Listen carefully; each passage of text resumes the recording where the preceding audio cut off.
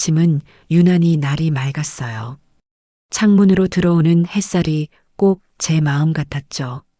콧노래까지 흥얼거리며 아침밥을 짓고 있는데 요란하게 전화벨이 울리더군요. 제 낡은 핸드폰 화면에 뜬 이름은 하나뿐인 아들, 김규식이었습니다. 어이구, 내 아들. 웬일이야, 이 아침부터. 제 목소리는 이미 신이 나 있었죠. 그런데 수화기 너머로 들려오는 아들 녀석 목소리는 죽어 들어갔습니다. 엄마, 나 죽겠다. 왜? 무슨 일이야? 이준이 아파? 아니, 영미가 오늘 몸이 안 좋아서 어제 저녁부터 끙끙 앓는데 나 이준이 보다가 회사 일도 못하고 있어. 이준이는 계속 울고 나 정말 미치겠다. 엄마 미안한데 좀 와줄 수 있어? 이 한마디에 제 가슴이 쿵 내려앉았죠. 며느리가 아프다니 그럼 밥은 먹었을까요? 갓난쟁이 이준이는 어떡하고 일해야 하는 아들 녀석은 또 얼마나 애가 탈까요? 알았다. 알았어. 당장 갈게. 규식이 너가 밥은 먹었어? 영미는? 아니, 뭘 먹을 정신이 어딨어. 그냥 빨리 좀 와줘, 엄마. 알았다, 기다려. 전화를 끊자마자 저는 가스불을 껐습니다. 밥이고 뭐고 눈에 들어오지 않았죠. 지갑부터 챙겨 들고 부엌을 둘러봤어요. 빈손으로 갈 수는 없죠. 아픈 며느리, 일도 못하고 애 보는 아들. 뭐라도 든든하게 먹여야 했습니다. 냉장고를 열어보니 마땅한 게 없더군요. 저는 망설일 틈도 없이 지갑을 들고 시장으로 향했어요. 아들 녀석이 환장하는 문어. 그래, 오늘은 큰맘 먹고 문어 숙회를 해줘야겠다 싶었죠. 아픈 며느리도 입맛이 돌지 모르잖아요. 사장님, 문어 제일 실한 놈으로 줘요. 오늘 바로 삶아 먹을 거니까 좋은 놈으로. 수산시장 좌파는 이른 아침인데도 활기가 넘쳤죠. 사장님이 큼지막한 문어 한 마리를 저울에 턱 올리는데 가격표를 보고 입이 떡 벌어졌습니다. 하지만 아들 녀석 얼굴이 어른거려 망설일 수가 없었어요. 주세요. 묵직한 문어가 담긴 검은 봉지를 받아들고도 발걸음이 가벼웠습니다. 집에 오자마자 냄비에 물부터 올렸죠. 무도 큼직하게 썰어 넣고 비린내 잡는다고 소주도 반 병이나 부었어요. 문어가 빨갛게 잘 익어가는 동안 시금치도 데치고 콩나물도 무쳤습니다. 이준이 먹일 한우도 조금 다져서 볶았죠.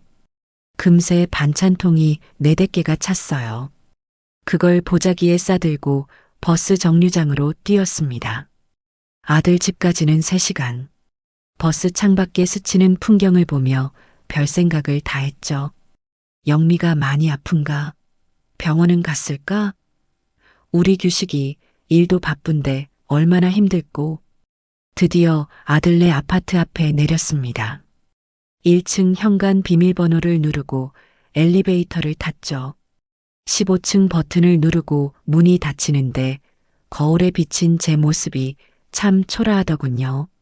시장 다녀오느라 머리는 부스스하고 옷에는 밀가루까지 묻어 있었습니다. 딩동. 초인종을 누르고 잠시 기다렸어요. 철컥하고 문이 열렸습니다. 어머니 오셨어요? 그런데 제 앞에 서 있는 건 아파서 끙끙 앓는다던 며느리 영미였어요. 그것도 아주 멀쩡한 모습으로요. 화장은 또 어찌나 곱게 했는지 방금 미용실이라도 다녀온 사람 같았죠.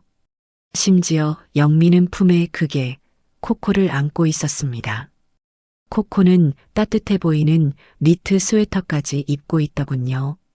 저는 순간 할 말을 잃었어요. 아니 영미 너 아프다며?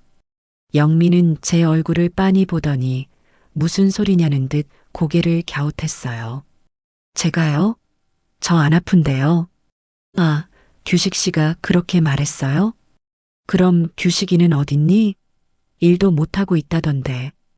규식 씨요? 오늘 거래처랑 약속 있다고 아침 일찍 나갔는데요. 웬일로 일찍 일어났나 했네. 제 심장이 차갑게 식는 기분이었습니다. 아들 녀석이 제게 거짓말을 한 겁니다. 며느리가 아프다는 것도 자기가 이준이를 보고 있다는 것도 전부 새빨간 거짓말이었어요. 저를 그냥 공짜 보모로 부려먹으려고 이 늙은 어미에게 그런 거짓말을 한 거였죠. 영미는 그런 재석도 모르고 현관에 비켜서지도 않은 채 말했어요. 마침 잘 오셨네. 저 코코 산책시켜야 하니까 이준이 좀 보세요. 밥 먹을 시간 다 됐는데 울지도 않네. 뭐? 이준이 자고 있으니까 깨면 분유 좀 타서 먹이세요. 비켜요, 나가게. 영미는 저를 현관에 세워둔 채 벽에 세워져 있던 유모차를 끌고 나갔습니다. 사람이 타는 유모차가 아니었죠. 그게 코코가 타는 유모차였습니다. 며느리는 걔를 유모차에 태우고 저를 스쳐 지나갔어요. 저는 묵직한 반찬 꾸러미를 든 채 텅 빈 현관에 한참을 서 있었습니다. 안으로 들어오라는 말 한마디 듣지 못했죠. 저는 신발을 벗고 안으로 들어갔습니다. 거실은 어찌나 조용하던지요. 이준이는 정말 방에서 곤히 자고 있더군요. 며느리가 나간 현관을 물끄러미 바라봤습니다. 내가 지금 여기서 뭘 하는 건가? 속에서 천불이 났지만 곤히 자는 손주 얼굴을 보니 화를 낼 수도 없었어요. 이준이가 무슨 잘못이 있겠어요. 저는 한숨을 푹 내쉬고 거실 바닥에 반찬 꾸러미를 내려놓았습니다. 일단 손부터 씻으려고 화장실에 갔어요. 그런데 화장실 문을 여는 순간 기가 막힌 물건이 눈에 들어왔죠. 욕조 안에 개 전용으로 보이는 작은 욕조가 떡하니 자리 잡고 있더군요. 선반에는 코코 전용 샴푸, 코코 전용 린스라고 적힌 비싼 병들이 줄지어 서 있었습니다. 허사람 샴푸보다 더 좋은 걸 쓰네. 손을 씻고 나오는데 거실 소파에는 코코가 쓰던 담요와 장난감들이 어지럽게 널려 있었어요. 저는 이준이가 깰까봐 조심조심 거실을 치우기 시작했습니다. 개털이 어찌나 날리는지 연신 코를 훌쩍이며 물티슈로 바닥을 닦았죠. 1시간쯤 지났을까요? 영미가 돌아왔습니다.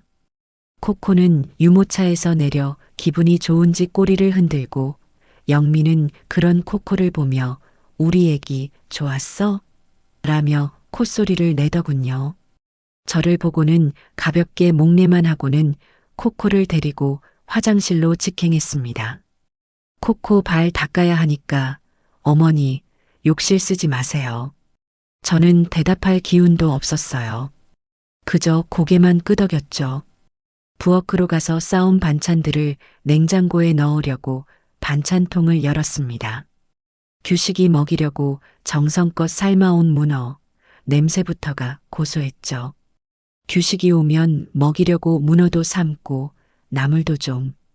제 말이 채 끝나기도 전에 화장실에서 나온 영미가 코를 킁킁거리며 인상을 썼습니다.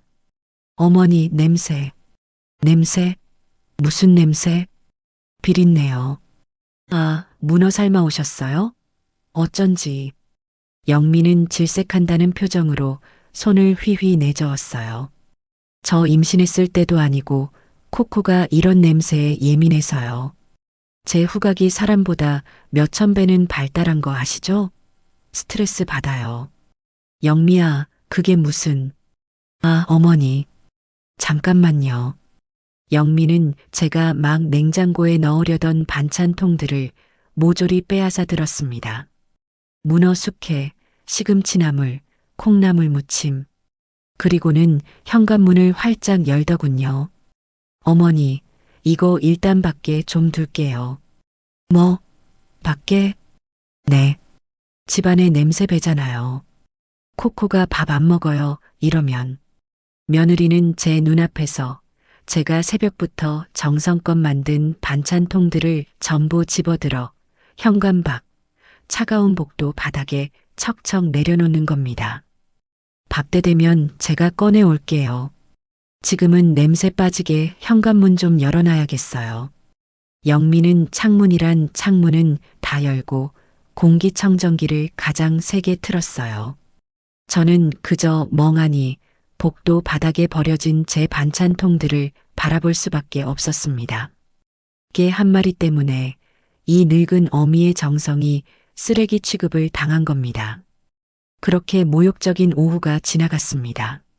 저는 이준이를 돌보며 틈틈이 복도에 나가 제 반찬통들을 힐끔거렸죠. 혹시나 지나가는 이웃이 발로 차기라도 할까봐 조마조마했습니다. 저녁이 되어 아들 규식이가 드디어 돌아왔어요. 엄마 왔어? 아이고, 이준이. 이 녀석은 아침에 제게 거짓말을 한 게 미안하지도 않은지 아주 태연한 얼굴로 이준이부터 안아들더군요. 고생했어, 엄마. 역시 엄마밖에 없다. 그때 영미가 규식이 귀에 대고 뭐라고 속삭였어요. 아마 제 반찬 이야기를 한 거겠죠. 규식이가 저를 힐끗 보더니 말하더군요. 엄마, 뭐 맛있는 거 있어? 냄새가. 저는 그 말이 어찌나 반갑던지요. 아, 맞다. 규식아, 엄마가 너 좋아하는 문어.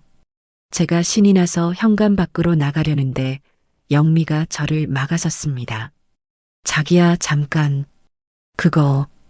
영미는 저 대신 복도에 나가 가장 큰 문어 숙회통을 들고 들어왔어요. 저는 이제라도 먹이려나 보다 하고 기대했죠. 영미는 부엌 식탁에서 통을 열었습니다. 그리고는 코를 박고 냄새를 맡더니 아주 과장된 몸짓으로 인상을 팍 썼어요. 어머, 무슨 일이야? 규식이가 묻자 영미가 저를 힐끔 쳐다보며 말했습니다. 자기야, 이거 냄새가 좀 이상해. 아무래도 밖에 너무 오래 둬서 그런가? 쉬었나 봐. 뭐? 아니야. 내가 오늘 아침에. 어머니, 괜찮아요. 날도 따뜻했는데 해산물이라 금방 상하죠. 모르고 드시면 큰일 나잖아요.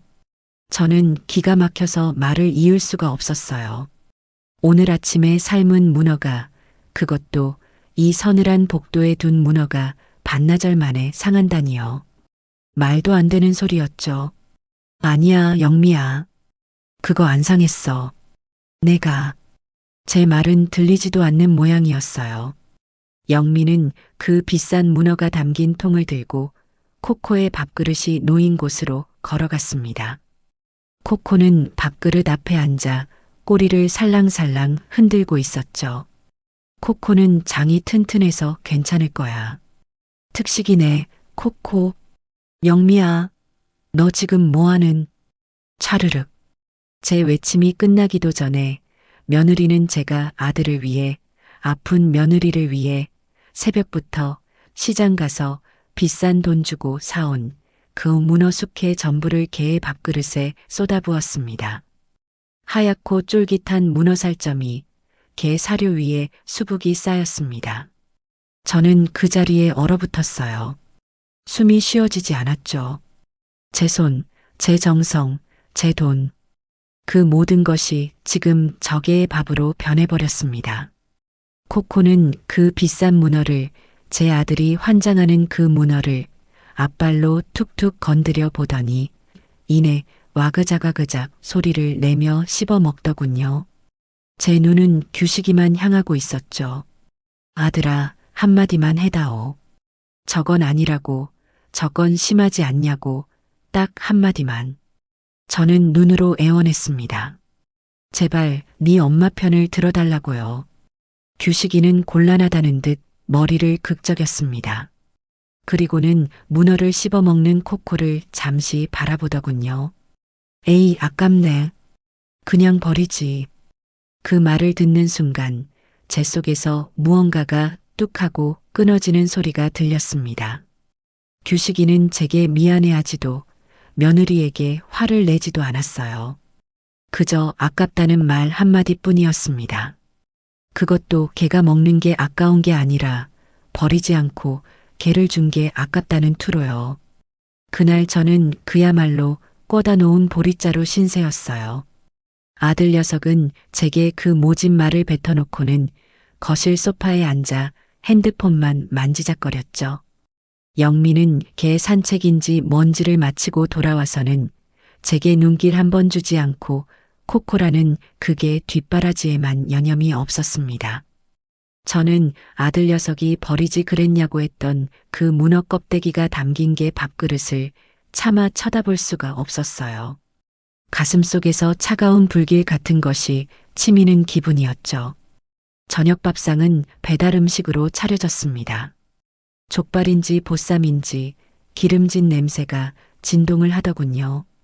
영미는 어머니는 소화 안 되시니까라며 제게는 밥 한 공기와 아침에 개 밥그릇으로 직행했던 그 시금치나물 남은 것을 툭 밀어주더군요. 규식이도 영미도 그 비싼 배달 음식을 뜯으며 뭐가 그리 즐거운지 자기들끼리만 낄낄거렸습니다. 저는 밥알을 씹는 건지 모래알을 씹는 건지 모를 심정으로 꾸역꾸역 밥을 넘겼어요. 밥을 먹고 나니 온몸에 피로가 몰려왔습니다. 오자마자 이준이를 돌보고 저녁에는 그 모욕까지 당했으니까요. 등이며 허리며 안 쑤시는 곳이 없었죠. 그 집 거실에는 소파가 2개 있었어요. 하나는 텔레비전 앞에 놓인 아주 크고 푹신해 보이는 가죽 소파였고 다른 하나는 창가에 놓인 조금 작은 천 소파였죠. 규식이는 큰 소파에 거의 눕다시피 해서 텔레비전을 보고 있었고 영미는 이준이를 씻긴다며 방으로 들어갔어요. 창가 소파는 비어 있었죠. 저는 아이고 허리야 소리를 내며 그 창가 소파로 다가갔습니다. 딱딱한 식탁 의자에 앉아 있느니 저기라도 잠시 등을 기대고 싶었어요.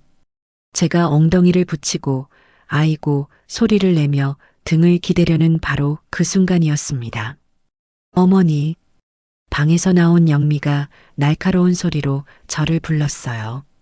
저는 화들짝 놀라 엉덩이를 뗐죠. 왜 그러니, 영미야? 영미는 믿을 수 없다는 표정으로 저를 위아래로 훑어보더니 제가 앉으려던 그 소파를 손가락으로 가리켰습니다. 어머니, 거기 앉으시면 안 돼요. 아니, 여긴 왜 또? 규식이도 저기 앉아 있는데. 규식 씨는 이 집 주인이니까 앉아도 되죠. 영미의 목소리가 어찌나 날카롭던지 텔레비전을 보던 규식이마저 고개를 돌리더군요. 영미는 제게 성큼성큼 다가오며 말했어요. 거기 코코 자리예요. 저거 독일에서 직구한 오가닉 패드 깔아놓은 건데 어머니 지금 밖에 먼지 다 묻히고 오셨잖아요. 거기 앉으시면 어떡해요. 저는 제 귀를 의심했습니다. 먼지라니요. 제가 먼지투성이라는 말인가요? 내가 밖에서 구르다 왔니? 너희 집에 들어오면서 발도 다 털고 어머니 옷에 머리에 붙은 그 수많은 먼지들은 어떡하고요?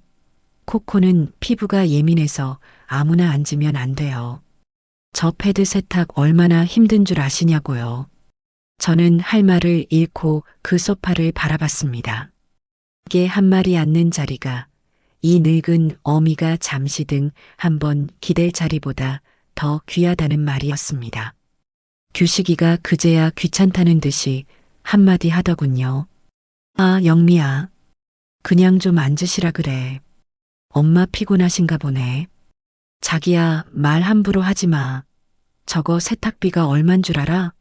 그리고 코코 피부 뒤집어지면 병원비는 어떡할 건데? 자기가 낼 거야? 영미가 바싹 대들자 규식이는 아 알았어라며 금세 꼬리를 내리고는 다시 텔레비전으로 고개를 돌려버렸습니다. 제 아들은 제 편을 들어주지 않았어요.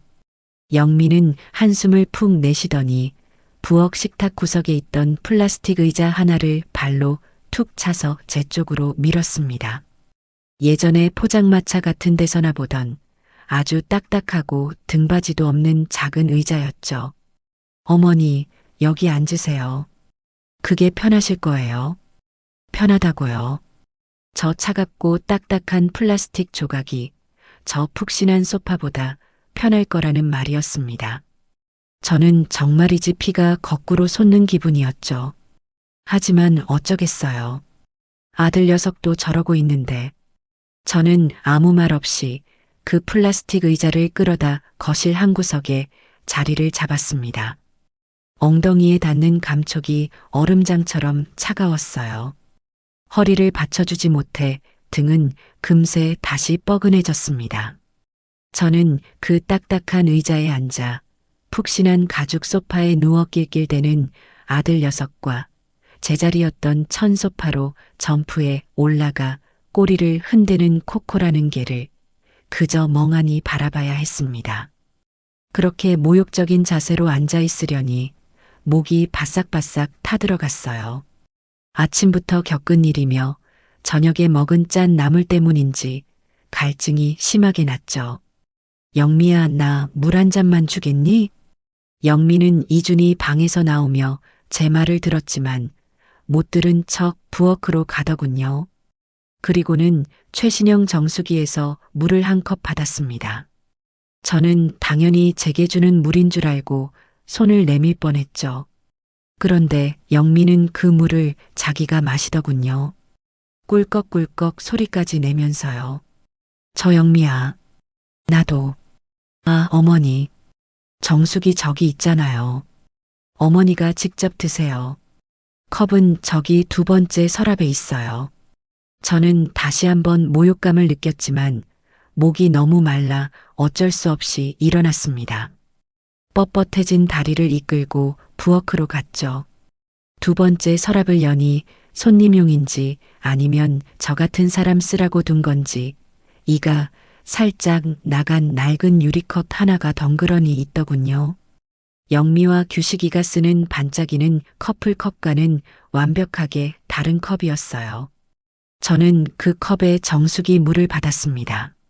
물이 시원하지도 않고 미지근하더군요. 에이 속으로 불평하며 물을 반쯤 마셨을 때였습니다. 영미가 그 집에서 제일 큰 양문형 냉장고 문을 활짝 열었습니다. 냉장고 안에는 처음 보는 상표의 생수병들이 가득 차 있었어요. 전부 영어 아니면 프랑스어로 쓰여 있었죠.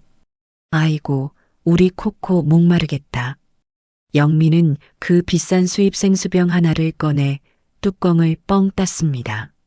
그리고는 부엌 한쪽에 놓인 아주 반짝거리고 높이도 꽤 되는 스테인리스 물그릇에 그 생수를 콸콸 쏟아붓는 겁니다. 그 물그릇은 심지어 전기가 연결되어 있는지 물이 졸졸 흐르며 작은 분수처럼 솟아오르기까지 했어요. 코코는 좋다고 달려와 혀를 날름거리며 그 물을 하차 먹더군요. 저는 제가 들고 있던 이 나간 컵과 그 컵에 담긴 미지근한 정수기 물을 내려다봤습니다. 그리고 저개가 마시는 분수처럼 솟아오르는 차가운 수입 생수를 바라봤죠. 화가 나는 것을 넘어 헛웃음이 나왔어요. 영미야, 저개는 저런 물을 마시니? 제 목소리가 저도 모르게 떨려 나왔어요. 영미는 뭐가 문제냐는 듯 저를 빤히 쳐다보며 말했습니다. 네. 그럼요. 코코는 정수기 물 마시면 배탈 나요. 수의사 선생님이 꼭 미네랄 워터 먹이랬어요. 이것도 프랑스에서 직구한 거예요. 물맛이 다른가 봐요. 얼마나 잘 마시는지. 그럼 나는? 그 말이 저도 모르게 튀어나왔습니다. 그럼 나는? 영미는 제 질문의 의도를 모르겠다는 듯, 아니, 알면서도 모르는 척하는 듯한 그 특유의 표정을 지었습니다. 어머니요? 어머니는 괜찮으시잖아요. 정수기 물 깨끗해요. 저희 엄마는 아직도 보리차 끓여 드시는데 정수기면 감지덕지죠. 감지덕지. 그래요. 저는 감지덕지해야 하는 신세였습니다. 이 집에서는 저 프랑스산 생수를 마시는 개보다도 못한 존재였으니까요. 저는 남은 물을 마저 입에 털어 넣었습니다. 물이 어찌나 쓰던지 꼭 소태를 씹는 기분이었죠. 더 이상은 참을 수가 없었어요.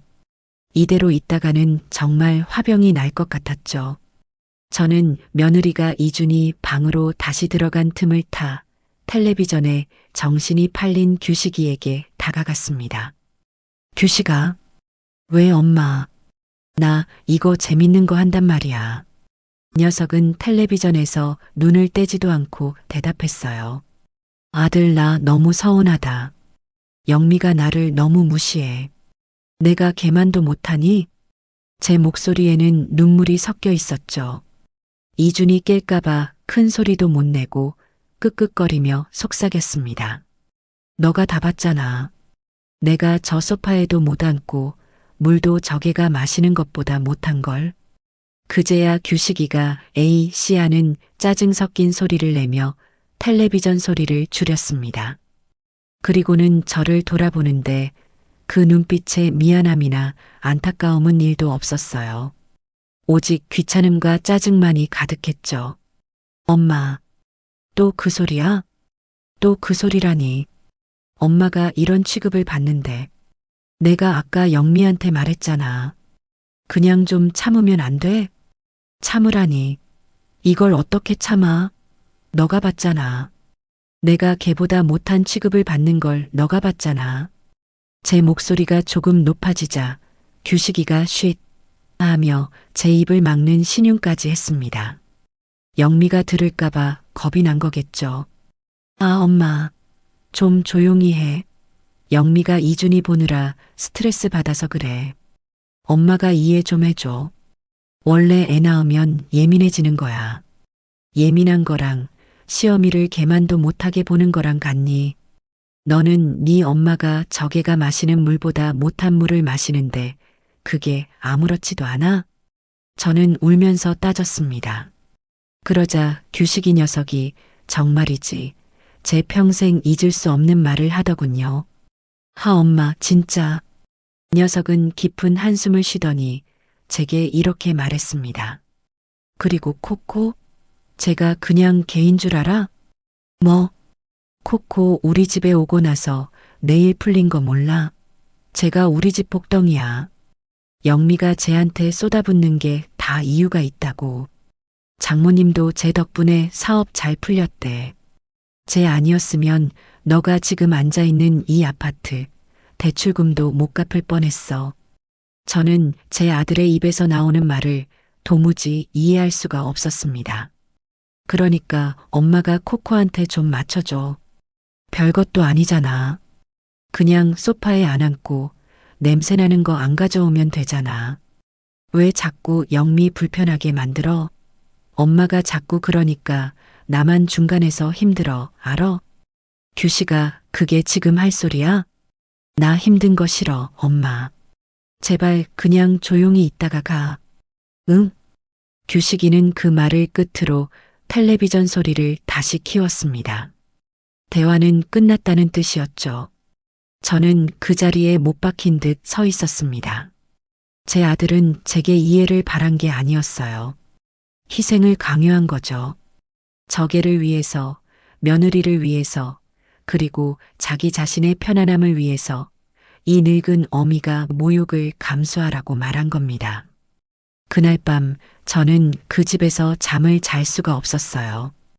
영미는 제게 이준이 방 구석에 얇은 요 하나를 깔아주더군요. 저는 그 차가운 바닥에 누워 뜬 눈으로 밤을 지새웠습니다. 아들의 마지막 말이 나만 중간에서 힘들어라는 그 이기적인 말이 제 심장을 아프게 했습니다. 다음 날 아침이 밝았습니다. 밤새 한숨도 못 자 몸은 솜처럼 무거웠지만 이준이가 깰까봐 새벽같이 일어났죠. 부엌으로 나가니 어제 먹다 남은 배달 음식 찌꺼기들이 식탁 위에 그대로 널려 있었어요. 저는 한숨을 쉬며 그것부터 치우기 시작했습니다. 아무도 시키지 않았지만 이 집에 있으려면 뭐라도 해야 할 것 같았죠. 설거지를 하고 있는데 영미가 코코를 안고 부엌으로 나왔습니다. 어머니, 일찍 일어나셨네요. 이준이 깼어요? 아니, 아직. 밥은 어떡할까? 내가 뭐라도. 됐어요. 저 다이어트 중이라 아침 안 먹어요. 규식 씨도 늦잠 잘 거고요. 어머니 드실 건 냉장고에 어제 그 나물 있으니까 그거랑 드세요. 며느리는 저를 본체만체하며 냉장고에서 코코용 특수 사료인지 뭔지를 꺼내더군요. 그걸 비싼 그릇에 부어주고는 자기는 커피 머신에서 향긋한 커피를 내리기 시작했습니다. 저는 찬밥에 어제 그 시금치나물로 아침을 때웠어요. 밥이 입으로 들어가는지 코로 들어가는지 모르겠더군요. 아침을 먹고 나니 영미가 갑자기 분주해졌습니다. 화장실에 들어가 한참을 씻고 나오더니 방에 들어가서는 온갖 화장품을 얼굴에 바르기 시작했어요. 제가 어제 입고 온 것 같은 비싼 외출복으로 갈아입더군요. 영미야, 어디 가니? 네. 오늘 코코 미용 예약한 날이라서요. 영미는 거울을 보며 립스틱을 칠하다 말고 대답했어요. 코코도 어제 입었던 옷과는 다른 반짝이가 달린 분홍색 드레스 같은 것을 입고 있었죠. 미용? 걔 미용을 그렇게 멀리 가? 그럼요. 청담동 숍이에요. 아무데나 맡길 수 없죠. 청담동. 저는 기가 막혔습니다. 걔 미용을 시키러 그 먼 청담동까지 간다니요. 자기야, 나 다녀올게. 영미가 안방을 향해 소리쳤어요. 안방에서는 규식이의 잠꼬대 같은 목소리가 들려왔죠. 잘 다녀와. 아, 맞다. 영미는 현관으로 향하다 말고 저를 돌아봤습니다. 그 눈빛, 어제 저를 소파에서 쫓아낼 때와 똑같은 아주 차갑고 사무적인 눈빛이었죠. 어머니, 저 숍 갔다가 친구도 만나고 오면 저녁 늦을 거예요. 뭐? 저녁 늦게? 네. 오늘 특별히 예약 잡은 거라. 이거 30만 원짜리거든요. 예약금만 10만 원 날아가요. 지금 안 가면 2달은 기다려야 돼서 30만 원. 제 귀를 의심했습니다. 개털 깎는데 30만 원이요. 제가 한 달 꼬박 아껴 써야 모을 수 있는 돈이었습니다. 어머니, 영미는 제 반응은 아랑곳 없다는 듯 말을 이었습니다. 이건 부탁이 아니었어요. 명백한 명령이었죠. 이준이 저녁 7시에 분유 타서 먹이세요. 240ml요. 기저귀는 저기 서랍에 있고요. 중간에 깨면 안아주시고요. 아, 그리고 코코 공기청정기는 끄지 마세요. 제 없어도 돌아가야 냄새 안 나요. 영미는 그 말만 남기고 코코를 품에 안았습니다. 우리 애기 예뻐지러 가자.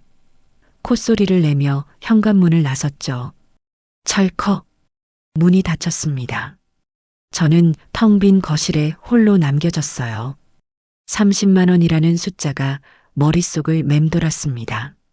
거실은 적막했죠. 안방에서는 규식이의 코 고는 소리만 간간히 들려왔습니다. 그래, 며느리가 저러니 아들이라도 나랑 말동무라도 해주겠지. 저는 규식이 녀석이 일어나기만을 기다렸습니다. 하지만 1시간이 지나고 2시간이 지나도 규식이는 나올 생각을 안 했어요. 점심때가 다 되어가는데도 말이죠. 아무리 피곤해도 그렇지 엄마가 와 있는데 저는 이준이가 깰까봐 조심조심 안방 문을 두드렸습니다. 규식아, 아들 점심 먹어야지. 대답이 없었어요. 규식아, 다시 한번 불렀죠. 그때 안에서 짜증 섞인 목소리가 들려왔습니다. 아, 왜? 점심 먹으라고. 나 안 먹어. 피곤해. 나 방에서 좀 쉴게. 그래도 엄마가 왔는데 얼굴도 안 비추고. 아, 엄마. 나 어제 야근해서 진짜 피곤하단 말이야. 나중에 이준이나 잘 봐줘. 철컥. 안에서 문을 잠그는 소리가 들렸습니다. 저는 그 방문 앞에서 그대로 굳어버렸어요. 며느리도 아니고 제 배 아파 낳은 아들 녀석이 저를 피해서 방문을 잠가버린 겁니다. 피곤하다는 핑계로요. 저는 멍하니 거실로 돌아왔습니다. 어제 앉았던 그 차가운 플라스틱 의자에 다시 주저앉았죠. 거실에는 윙하는 코코의 공기청정기 소리만 가득했습니다. 저는 그 집에 며느리에게를 위해 돌아가는 공기청정기만도 못한 존재가 되어버린 겁니다. 그렇게 1시간이 지났을까요? 이준이가 깼는지 의행하고 울기 시작했어요. 저는 화들짝 놀라 이준이 방으로 달려갔죠. 아이고, 기저귀가 또 젖었네요. 기저귀를 갈아주고 아이를 안아 달랬습니다. 이준아 할미가 미안하다. 이런 꼴이나 보이려고. 그런데 그 순간 조용하던 규식이의 방에서 요란한 소리가 들려오기 시작했습니다. 아, 거기, 잡아, 쏘라고, 멍청아, 타타탕, 쾅, 쾅. 저는 제 귀를 의심했어요. 저건 잠자는 소리가 아니었죠. 피곤해서 쉰다던 아들 녀석은 방에 틀어박혀 게임이라는 것을 하고 있었던 겁니다. 어쩐지 아까부터 기계 소리 같은 게 희미하게 들린다 했어요. 헤드폰인지 뭔지를 끼고 하니까 밖의 소리는 듣지도 못하고 제 고함 소리만 울려 퍼지는 거였죠. 그 요란한 소리에 이제 막 잠이 들려던 이준이가 다시 자지러지게 울기 시작했습니다. 으앙, 아이고 이준아 괜찮아. 할미 여깄어. 괜찮아. 저는 이준이를 안고 거실을 미친 듯이 서성였습니다. 하지만 규식이 방에서 터져나오는 죽어 하는 고함 소리와 쾅 하는 폭발음은 그칠 줄을 몰랐죠. 이준이는 공포에 질린 듯 제 품에서 바들바들 떨며 울었습니다. 규식아, 아들, 소리 좀 줄여. 애가 놀랐잖아. 저는 규식이 방문을 두드리며 소리쳤습니다. 하지만 아무 대답도 없었어요. 헤드폰 때문에 제 목소리가 들리지 않는 모양입니다. 김규식, 문 좀 열어봐. 애가 놀래잖아. 저는 거의 울부짖으며 방문을 쾅쾅 두드렸습니다. 그제야 벌컥하고 문이 열렸어요. 규식이가 헤드폰을 목에 건 채 시뻘겋게 상기된 얼굴로 저를 노려보더군요. 아, 왜? 나 지금 중요한 거 한단 말이야. 애가 너가 지르는 소리에 놀라서 울잖아. 소리 좀 줄여. 제 품에서 이준이는 숨도 제대로 못 쉬고 울고 있었어요. 하지만 규식이는 이준이를 쳐다보지도 않았습니다. 아, 시끄럽네. 애 원래 우는 거잖아. 뭘 그렇게 유난을 떨어. 그리고 나 지금 중요한 시합 중이니까 방해하지 마. 뭐? 유난을 떨어? 엄마가 애 하나 제대로 못 달래서 나 게임도 못하게 해? 나 이거 지면 큰일 난다고. 쾅! 규식이는 제 면전에 대고 문을 닫아버렸습니다. 저는 그 닫힌 문 앞에서 자지러지게 우는 손주를 안고 그저 망연자실 서 있을 수밖에 없었어요.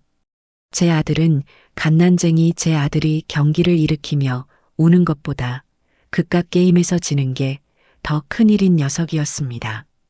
저는 결국 울음을 터뜨렸습니다. 이준이를 안고 거실 바닥에 주저앉아 엉엉 울었죠. 이준아 미안하다 할미가 미안해. 제 울음소리와 이준이의 울음소리 그리고 방문 너머 아들의 죽어 하는 고함 소리가 그 넓은 아파트에 뒤엉켰습니다. 지옥이 있다면 바로 여기일 거라는 생각이 들었어요. 저는 그날 며느리가 돌아올 때까지 거의 4시간 동안이나 우는 이준이를 안고 거실을 맴돌아야 했습니다. 팔은 떨어져 나갈 것 같았고 허리는 끊어질 것 같았죠. 하지만 제 아들은 며느리가 현관 비밀번호를 누르고 들어올 때까지 단 한 번도 방문을 열지 않았습니다. 며느리 영미는 밤늦게서야 돌아왔습니다. 30만 원짜리 미용을 한 코코는 털에서 좋은 향기가 나는 것 같았고 며느리는 친구들을 만나 술이라도 한잔했는지 얼굴이 발그레하더군요. 저와 퉁퉁 부은 이준이의 얼굴을 보더니 어머니 고생하셨네요 라는 영혼 없는 말 한마디를 던지고는 방으로 쏙 들어가 버렸죠. 규식이 녀석은 그제야 방에서 나와 피곤하다. 게임했더니 힘든 애라며 거실 소파에 드러눕더군요. 저는 그날 밤도 뜬 눈으로 지새웠습니다. 다음 날 저는 도저히 그 집에 더 있을 수가 없었어요. 아침 일찍 짐을 챙겨 집으로 돌아가겠다고 했죠. 영미는 어머니 가시게요? 그럼 이준이는 누가 보죠? 라며 노골적으로 불쾌한 티를 냈고 규식이는 엄마 며칠 더 있다 가지라며 입에 발린 소리를 하더군요. 저는 집에 급한 일이 있다고 둘러대고 도망치듯 그 집을 나왔습니다. 하지만 제 물건 하나를 빠뜨리고 왔더군요. 제가 늘 먹던 혈압약이었습니다. 아이고, 이 왼수 같은 정신. 다음 날 저는 어쩔 수 없이 다시 아들 집으로 향해야 했습니다. 버스를 타고 가는 내내 어제 겪었던 일들이 떠올라 가슴이 답답했죠. 그날은 영미가 코코를 데리고 애견 카페라는 곳에 간 날이었습니다. 규식이는 재택근무를 한다며 또 방에 틀어박혀 있었죠. 엄마 약만 가지고 얼른 가. 나 일해야 돼. 이게 저를 본 아들의 첫마디였습니다. 저는 알았다고 대답하고 제 약봉지를 찾았어요. 그리고 이준이가 자는 방을 살짝 들여다봤죠. 아이고, 우리 강아지. 잘 자네. 손주 얼굴을 보는데 어제 그렇게 울던 모습이 떠올라 가슴이 아팠습니다. 이준이를 안고 토닥여주는데 바로 그때였습니다. 어제 저녁에 느꼈던 그 끔찍한 통증이 다시 제 가슴을 쿵 하고 내리쳤습니다. 어제보다 훨씬 더 강한 충격이었어요. 숨이 턱 막히고 식은땀이 비 오듯 흘렀습니다. 안 되겠다. 이건 그냥 넘길 일이 아니었어요. 저는 이준이를 겨우 침대에 다시 뉘고 벽을 짚으며 거실로 나왔습니다. 그리고 규식이의 방문을 두드렸죠. 규식아, 나 가슴이 너무 아파. 제 목소리는 저도 모르게 기어들어가고 있었어요. 안에서는 키보드 두드리는 소리만 타닥타닥 들릴 뿐 아무 대답이 없었죠. 규식아, 제발 문 좀 열어봐. 나 정말 이상해. 그제야 벌컥하고 문이 열렸습니다. 규식이는 헤드폰을 끼고 있었고 제 얼굴을 보더니 어제와 똑같은 그 짜증이 가득한 표정을 지었어요. 또 왜? 나 일한다니까. 아들, 나 가슴이. 엄마, 어제도 그러더니 또 왜 그래? 애 하나 보는데 그렇게 힘들어? 엄살은. 엄살. 저는 그 말을 듣는 순간 눈앞이 하얘졌습니다. 아니야, 이번엔 정말 아파. 됐어. 나 바빠. 엄살 부릴 거면 집에 가서 부려. 규식이는 그렇게 말하고 문을 닫으려 했습니다. 저는 그 차가운 문이 닫히는 것을 보며 정말 이대로 죽을지도 모른다는 공포에 휩싸였어요. 물이라도 마셔야. 저는 비틀거리는 걸음으로 부엌으로 향했습니다. 어제 제가 이가 나간 컵으로 물을 마셨던 그 정수기 앞으로 갔죠. 컵을 잡으려는데 손이 제 말을 듣지 않았습니다. 수전증 환자처럼 파르르 떨리기 시작했죠. 안 돼. 컵을 잡으려던 제 손이 옆에 있던 젖병 소독기를 툭 하고 건드리고 말았습니다. 어제 제가 이곳에 서 있었을 때와 똑같은 상황이었죠. 와장창 요란한 소리가 거실을 울렸습니다. 영미가 애지중지하던 그 비싼 독일제 유리 젖병이 어제와 똑같이 대리석 바닥에 떨어져 산산조각이 나버렸습니다. 그리고 어제와 똑같이 규식이의 방문이 벌컥하고 열렸죠. 이번에 녀석은 방에서 뛰어나오다시피 했습니다. 녀석의 눈은 제가 아니라 바닥에 흩어진 유리 조각에 정확히 꽂혔습니다. 녀석의 얼굴이 시뻘겋게 달아올랐어요. 진짜. 엄마, 지금 뭐 하는 거야? 녀석은 저를 향해 버럭 소리를 질렀습니다. 이게 얼만 줄 알아? 어제도 깨뜨릴 뻔하더니 기어코 깨뜨려. 하나에 5만 원짜리라고. 영미가 알면 난리 날 텐데. 규식이는 제 앞에서 발을 동동 구르며 안절부절 못했습니다. 아픈 어미는 안중에도 없었죠. 오직 깨진 젖병 그리고 며느리에게 들킬 걱정뿐이었습니다. 저는 식탁을 붙잡고 겨우 서 있었어요. 가슴 통증은 극에 달해 이제는 칼로 심장을 찌르는 듯 했습니다. 규식아 미안하다. 엄마가 정말 아파서 손이 떨려서. 저는 가슴을 부여잡고 거의 울먹이며 아들에게 매달렸어요. 제발 이 엄마의 고통을 알아달라고 애원했습니다. 엄마, 제발 나 좀 살려줘. 나 가슴이 정말. 저는 아들의 바짓가랑이라도 붙잡고 싶은 심정이었습니다. 하지만 제 절박한 호소를 듣는 규식이의 표정은 믿을 수 없을 만큼 차가워졌습니다. 녀석은 저를 위아래로 훑어보더니 기가 막힌다는 듯이 코웃음을 쳤어요. 가슴? 규식이는 제 말을 그대로 따라했습니다. 가슴이 아픈 사람이 젖병은 어떻게 깼어? 소리는 또 왜 그렇게 요란하게 냈는데? 일부러 깬 거 아냐? 일부러. 저는 그 말을 듣는 순간 망치로 머리를 세게 얻어맞은 듯 아무 생각도 나지 않았어요. 아니야 그게. 정말 손이. 엄마. 규식이가 제 말을 싹둑 잘랐습니다. 녀석은 제게 한 걸음 다가와 제 눈을 똑바로 쳐다보며 제 평생 잊을 수 없는 그 잔인한 말을 내뱉었습니다. 제발 쇼 좀 하지 마. 쇼라니요. 맨날 아프다 죽겠다. 엄마가 그렇게 아픈 사람이면 어제 여길 왜 또 왔어? 핑계도 좋다. 영미 없을 때 와서 또 뭐 훔쳐가려고 그런 거 아냐? 뭐? 훔쳐가? 아니면 뭐야? 왜 맨날 우리 집에 와서 물건 깨뜨리고 분위기 망치고 영미 스트레스 받게 해? 엄마, 제발 쇼 좀 그만하라고. 저는 그 자리에 주저앉고 말았습니다. 제 아들이 저를 도둑 취급까지 했습니다. 눈물이 쏟아졌습니다. 아픈 가슴을 부여잡고 깨진 유리 조각들 앞에서 아이처럼 엉엉 울기 시작했죠. 규식이는 그런 저를 벌레 보듯 쳐다보더군요. 울지 마. 우는 것도 쇼 같으니까. 녀석은 부엌 구석에서 빗자루와 쓰레받기를 가져와 제 발 앞에 탁 하고 던졌습니다. 영미 오기 전에 이거 싹 다 치워. 조용히. 그리고 내 눈앞에서 당장 사라져. 쾅! 규식이는 그 말만 남기고 다시 제 방으로 들어가 버렸습니다. 그리고 딸깍. 저는 들었습니다. 방문을 잠그는 그 차가운 소리를요. 저는 텅 빈 부엌 바닥에 날카로운 유리 조각들 사이에 홀로 남겨졌습니다.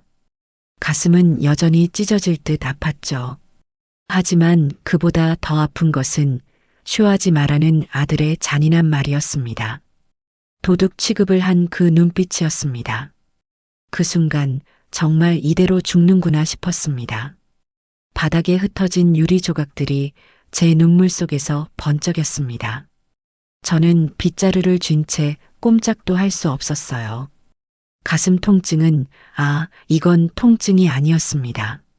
거대한 바위가 제 가슴을 짓누르고 그 위에서 누군가 망치로 쿵쿵 내려치는 듯한 그런 끔찍한 압력이었어요. 숨이 쉬어지지 않았죠.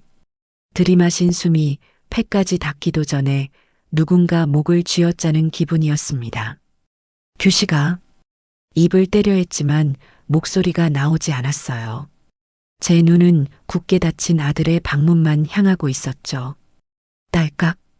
그 잔인한 잠금새 소리가 제 심장이 부서지는 소리보다 더 크게 들렸습니다. 저는 빗자루를 놓쳤습니다. 와르르 빗자루대가 바닥에 쓰러지는 소리가 났지만 방문 안의 아들 녀석은 듣지 못하는 모양입니다.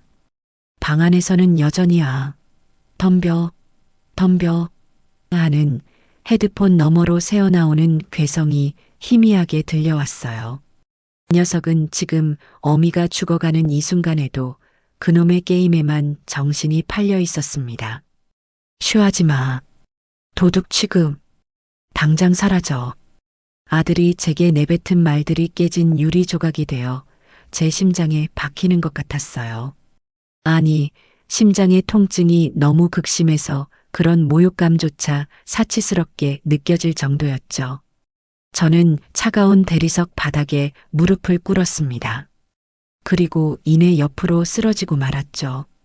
뺨에 차가운 바닥에 감촉이 와 닿았습니다. 깨진 젖병 조각 하나가 제 뺨 바로 옆에서 위태롭게 빛나고 있었어요. 저기에 찔리면 어쩌나 하는 그런 한가한 생각마저 스쳐 지나갔습니다. 으엥. 그때였습니다. 이준이가 갓난쟁이 손주 녀석이 제가 쓰러지는 소리에 놀랐는지 아니면 이 지옥 같은 분위기를 느꼈는지 다시 울기 시작했습니다. 아이고, 저 녀석. 저 녀석은 어떡하나요? 이준아. 저는 아픈 몸을 이끌고 기어서라도 이준이 방으로 가야 했습니다. 할미가 여기 있다고 말해줘야 했죠. 저는 바닥을 짚고 몸을 일으키려 했어요. 하지만 팔에 힘이 들어가지 않았습니다. 마치 온몸의 기운이 발바닥 아래로 전부 빠져나간 것 같았어요. 가슴 통증은 이제 왼쪽 어깨를 타고 팔뚝까지 내려오는 기분이었습니다. 팔이 제 팔이 아닌 것처럼 무겁고 저려왔죠. 규식아, 아들아. 저는 마지막 남은 힘을 쥐어짰습니다. 목구멍에서 피맛이 나는 것 같았어요. 규식아, 문 좀 열어봐. 나 정말 죽을 것 같아. 이준이가 울잖아. 제 절규가 거실을 울렸습니다. 그때였어요. 방문 안에서 시끄럽게 들리던 게임 소리가 잠시 멈췄습니다. 들었구나. 드디어 들었어. 저는 희미한 희망을 품었죠. 문이 열릴 거라고, 아들 녀석이 놀라서 뛰쳐나올 거라고 생각했습니다. 아, 진짜 시끄럽네. 방 안에서 들려온 것은 문이 열리는 소리가 아니라 더 큰 짜증이 섞인 고함이었습니다. 그리고 쾅.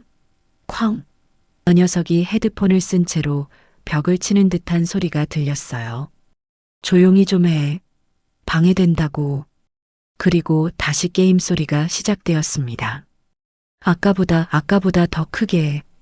녀석은 제 절규를 듣고도 문을 열기는커녕 제 목소리를 듣기 싫다며 게임 소리를 더 키워버린 겁니다. 저는 그 순간 모든 것을 포기했습니다.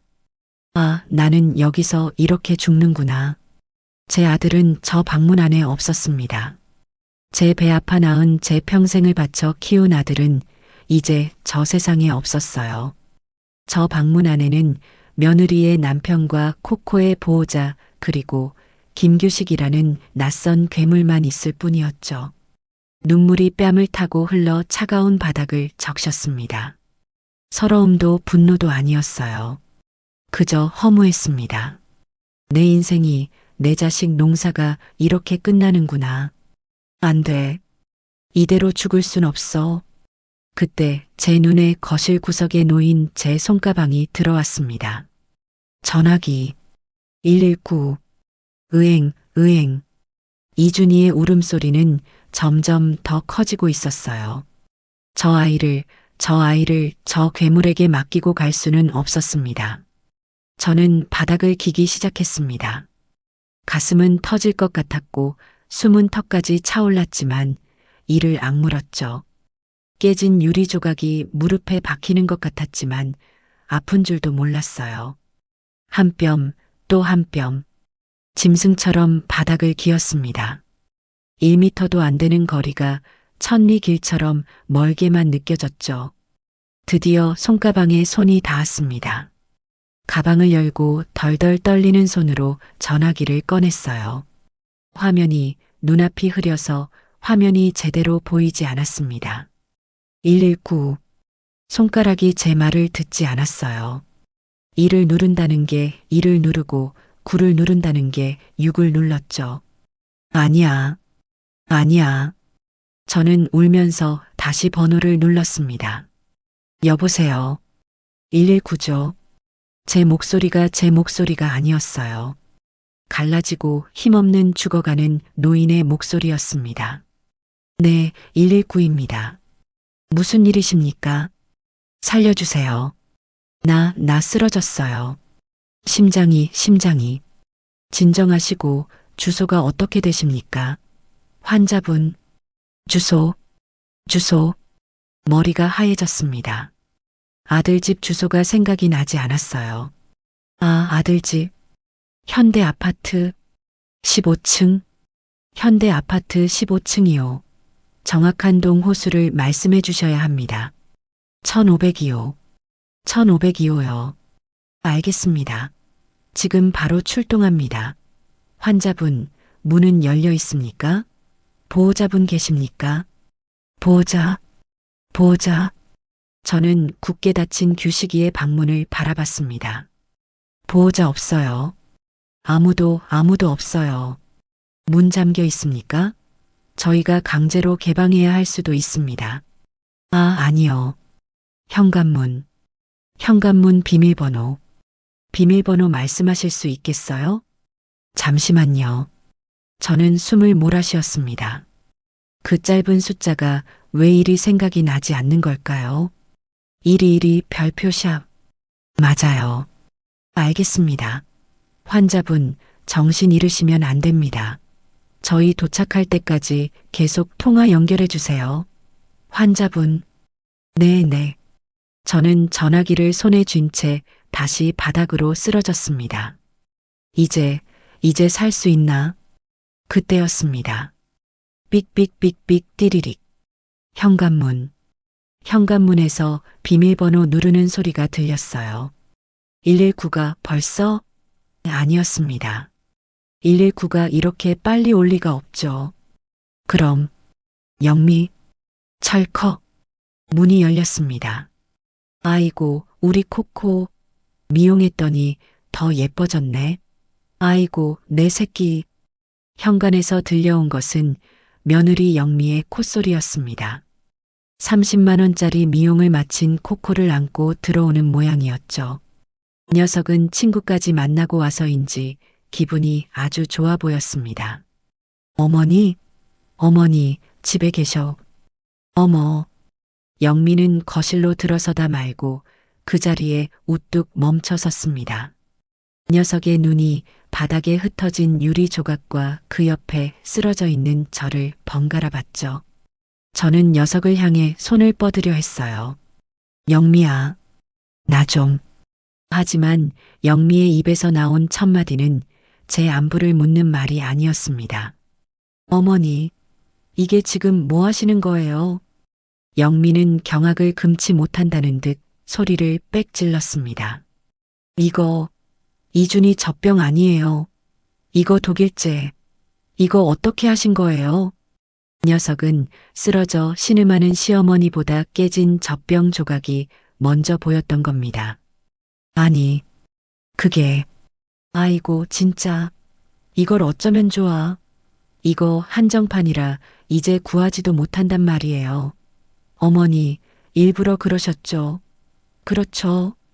영미는 코코를 소파에 내려놓고 제게 다가와 삿대질을 해댔습니다. 으엥. 이준이의 울음소리는 그치지 않고 있었죠. 이준이는 어떡하고. 애가 저렇게 우는데. 지금 애 우는 게 문제예요. 어머니가 사고 친 게 문제지. 아이고, 속 터져. 규식 씨. 영미가 안방을 향해 소리쳤습니다. 규식 씨, 나와봐. 어머니가 또 사고 쳤어. 그때였습니다. 우당탕탕. 현관문이 거칠게 열리는 소리와 함께 붉은 옷을 입은 119 구급대원 서너 명이 장비를 들고 거실로 뛰어들어왔습니다. 환자분, 괜찮으십니까? 영미는 갑자기 들이닥친 낯선 사내들의 그리고 그들의 신발에 비명을 질렀습니다. 야, 뭐예요? 누구세요?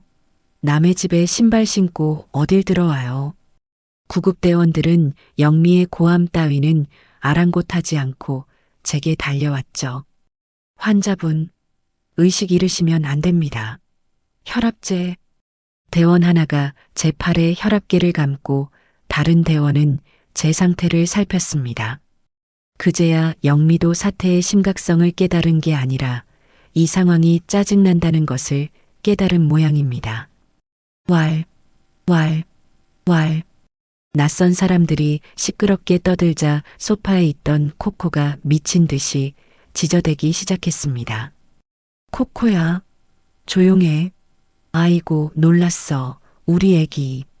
영미는 쓰러진 저와 구급대원들을 번갈아 보더니 이내 구급대원들을 향해 악을 쓰기 시작했습니다. 아저씨들. 네. 보호자분, 환자분 상태가. 지금 뭐 하시는 거예요? 신발 벗고 들어오시라고요. 우리 집 바닥 비싼 대리석이란 말이에요. 구급대원은 정말 기가 막힌다는 표정을 지었습니다.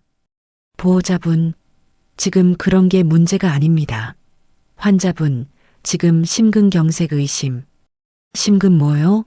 아이고, 별일도 아니네. 엄살은.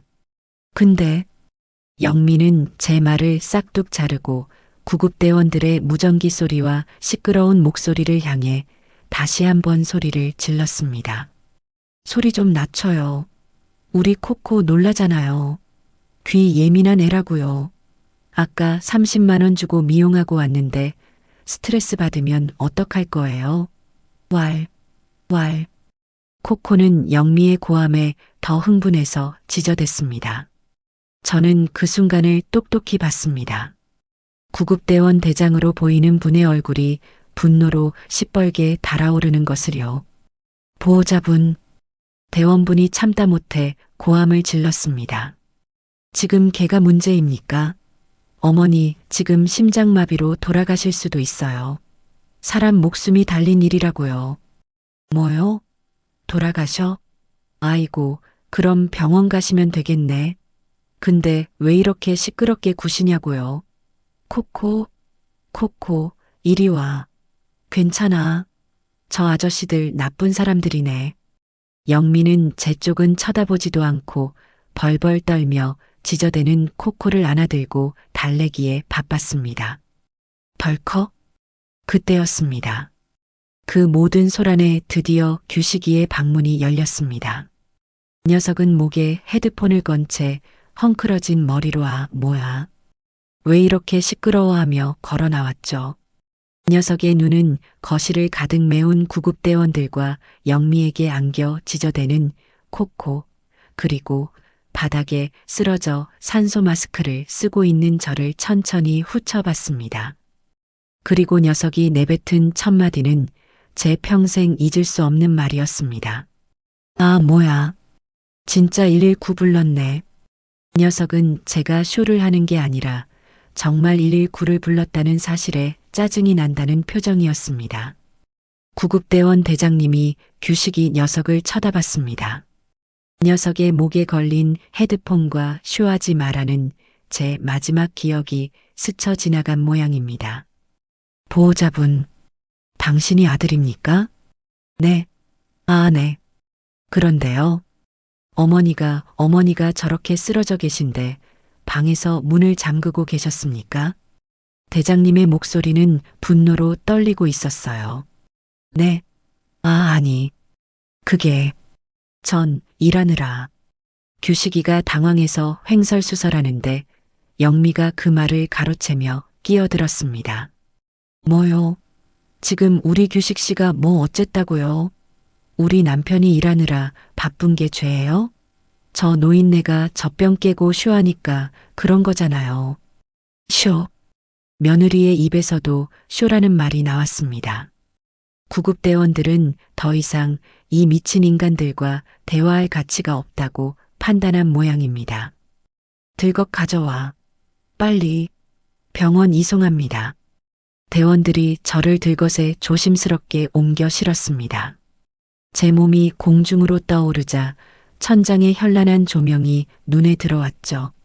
저는 들것에 실려 현관을 빠져나가면서도 이준이 방을 쳐다봤습니다. 아이는 여전히 울고 있었어요. 그리고 저는 똑똑히 들었습니다. 영미가 규식이의 팔을 붙잡고 속삭이는 그 마지막 말을요. 어떻게 자기야. 이제 우리 집 동네에 소문나겠네. 119오고 구급차 서고. 아이고 쪽팔려서 살 수가 있나. 규식이 녀석은 아무 대답도 하지 못했죠. 괜히 저 노인네 오라고 해가지고 일만 커졌잖아. 저 젖병값은 어떡할 거야. 그 잔인한 말을 마지막으로 저는 엘리베이터에 실렸습니다. 제 귓가에는 쪽팔린다는 며느리의 목소리와 멀어져가는 이준희의 울음소리, 그리고 왈, 지저대던 코코의 소리만이 지옥의 교향곡처럼 맴돌았습니다.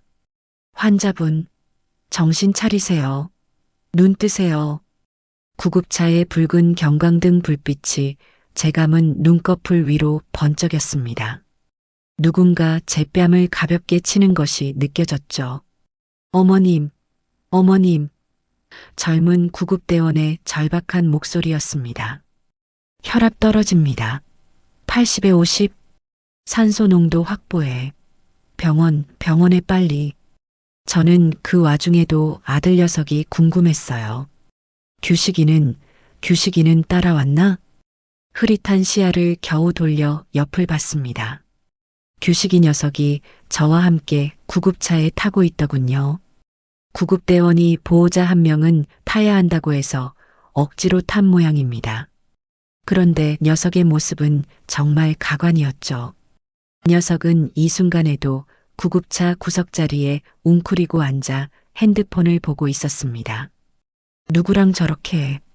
제게는 눈길 한 번 주지 않고 핸드폰 자판을 미친 듯이 두드려대고 있었어요. 불빛에 비친 녀석의 표정은 걱정이나 슬픔이 아니었습니다. 짜증과 초조함이었죠.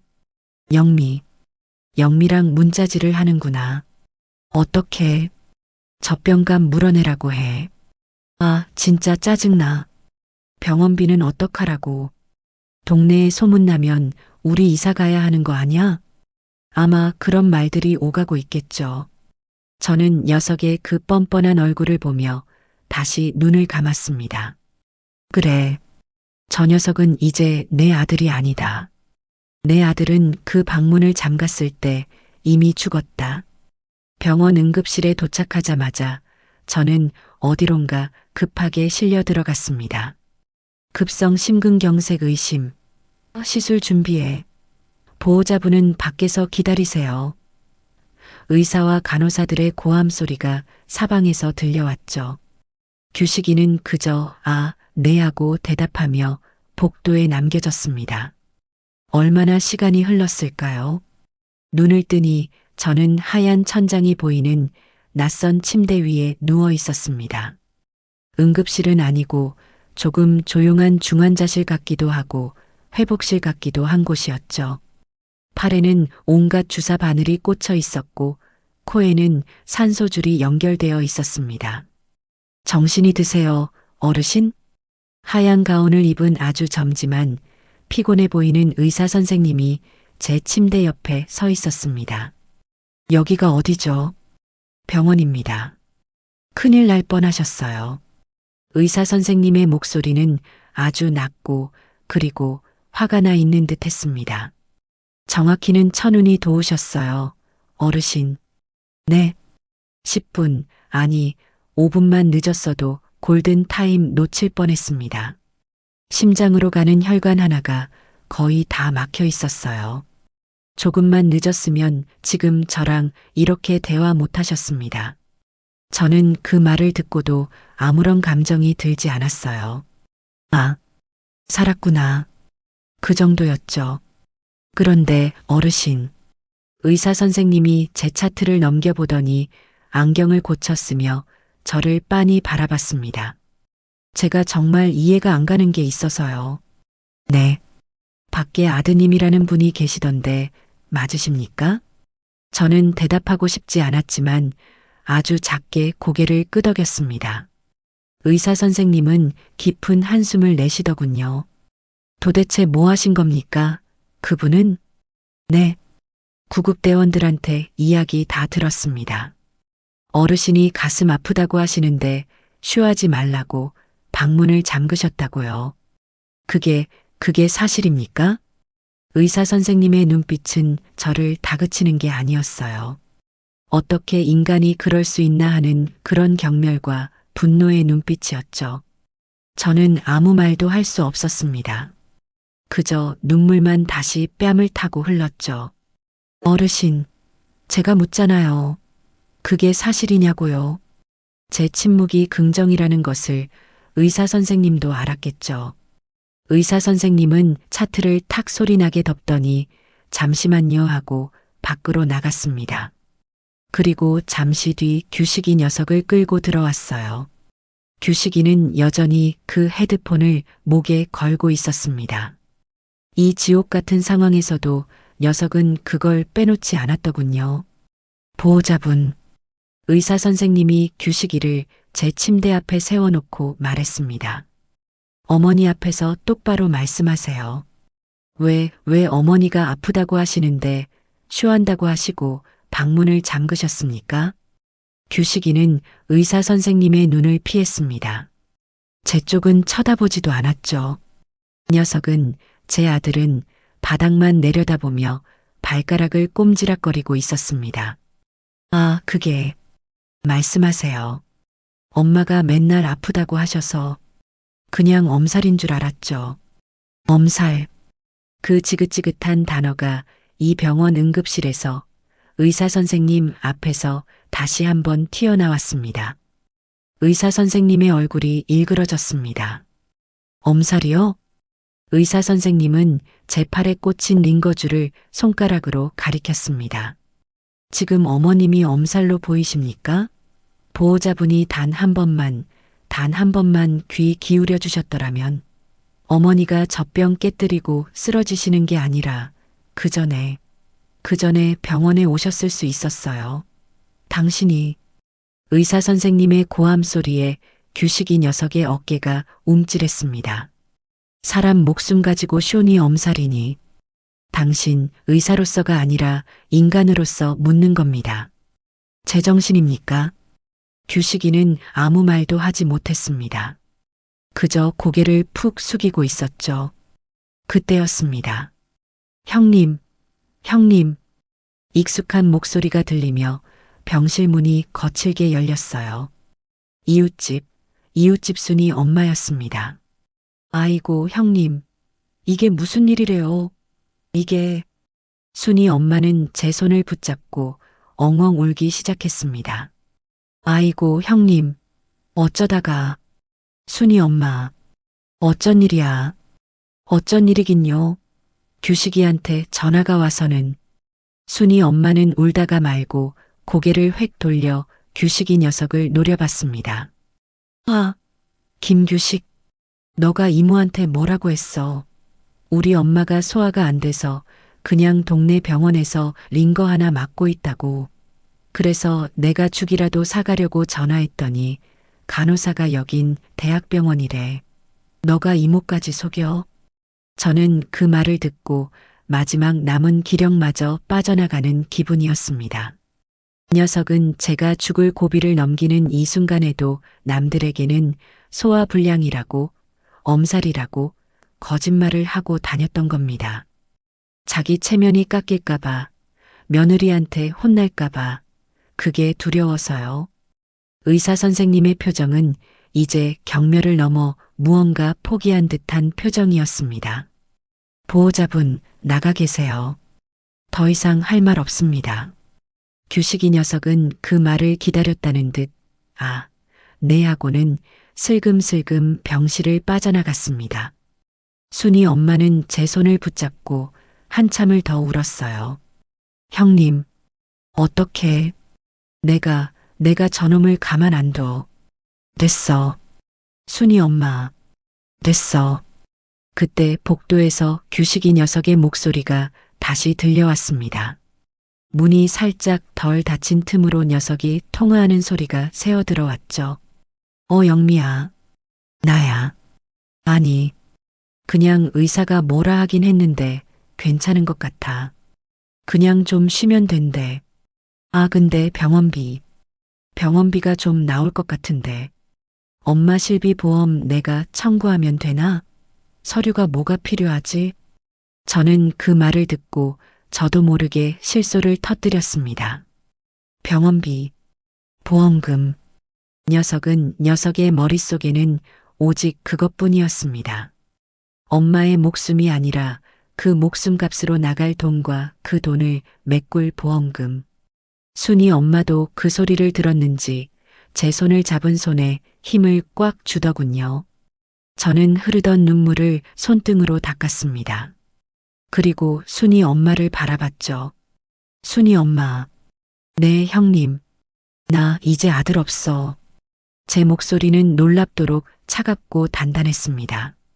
나 오늘 내 아들 장례 치렀어. 저기 저 복도에서 병원비 찾는 저 녀석이 내 아들 마지막 모습이야. 더 이상 눈물은 나지 않았습니다. 심장을 찌르던 통증은 약 때문인지 조금 가라앉았지만 그보다 더 차가운 무언가가 제 심장을 꽁꽁 얼려버린 기분이었습니다. 그래, 살아서 다행이다. 저 녀석들한테 복수는 못해도 내 남은 인생, 저 녀석들 없는 곳에서 살다 죽어야지. 그것이 제가 지옥의 문턱에서 돌아와 처음으로 한 결심이었습니다. 병원에서의 며칠은 제 인생에서 가장 길고도 가장 짧은 시간이었습니다. 길었다는 것은 6인실 병실의 째깍거리는 시계 소리를 들으며 보낸 그 적막한 시간들 때문이었죠. 짧았다는 것은 제 마음속에서 김규식이라는 아들을 완전히 도려내는데 걸린 시간이 그리 오래 걸리지 않았기 때문입니다. 저는 창가 쪽 침대였어요. 아마도 제 사정을 딱하게 여긴 그 젊은 의사 선생님의 배려였을 겁니다. 창밖으로 보이는 하늘은 높고 푸르렀지만 제 마음은 시베리아 벌판보다 더 차갑게 얼어붙어 있었죠. 다른 침대들은 분주했습니다. 제 오른쪽 침대의 할머니는 며느리가 싹싹하게 죽을 쑤어와서 어머님, 이거 드시고 얼른 기운 차리세요 하며 재롱을 떨더군요. 맞은편 아저씨는 아들딸이 교대로 와서 팔다리를 주물러주며 아버지, 저희가 있는데 무슨 걱정이세요 하고 든든하게 버티고 있었습니다. 그 시끌벅적하고 따뜻한 풍경 속에서 저 김태순만은 완벽하게 혼자였습니다. 마치 투명한 유리벽이 저를 둘러싸고 있는 것 같았죠. 간호사가 혈압을 재러 올 때, 그리고 밥때가 되어 식은 밥이 담긴 식판이 배달될 때를 제외하면 제게 말을 거는 사람은 아무도 없었죠. 순이 엄마가 아니었다면 저는 아마 그 고독 속에서 말라 죽었을지도 모릅니다. 그 마음씨 착한 이웃은 다음 날에도 어김없이 커다란 보온병을 들고 병실 문을 열고 들어왔어요. 형님, 나왔소. 아이고, 얼굴이 어제보다 더 반쪽이 됐네. 밥은 먹었어? 순이 엄마는 제 침대 옆 간이 의자에 털썩 주저앉으며 보온병 뚜껑을 열기 시작했습니다. 고소한 잣죽 냄새가 병실 안에 퍼져나갔죠. 고마워 순이 엄마. 나 때문에 괜히 고생만 하네. 어제도 하루 종일. 고생은 무슨. 내가 어제 집에 가서 속이 시원해서 잠도 잘 잤어. 내가 그놈의 아파트 경비실에 쫓아가서 1층 인터폰에 대고 소리를 빽 질렀잖아요. 1502호 사는 김규식. 네 엄마가 쓰러져서 119에 실려갔는데 문 잠그고 게임하던 놈이다. 하고요. 경비가 나를 미친년 보듯 쳐다보는데 어찌나 속이 시원하던지. 저는 그 말에 정말 오랜만에 희미하게 웃었습니다. 잘했어. 아주 잘했네. 순이 엄마. 그 집 이제 시끄러워서 살기 힘들겠네. 그럼 꼴 좋지. 근데 형님, 규식이 그놈은 그 후로 전화 한 통 없었소? 없었어. 저는 창밖으로 시선을 돌리며 대답했습니다. 아마 무섭겠지. 내가 깨어나서 무슨 말을 할지. 아니, 어쩌면 병원비 걱정에 잠도 못 자고 있을지도 모르지. 내가 119를 불렀으니 그놈이 쇼라고 우기지도 못할 테고, 자기가 낸 병원비를 나한테 어떻게 뜯어낼까 그 궁리만 하고 있을 거야. 순이 엄마는 아이고 천하에하며 말을 잇지 못하고 제 손등만 세게 쥐었습니다. 됐어. 이제 내 아들 아니야.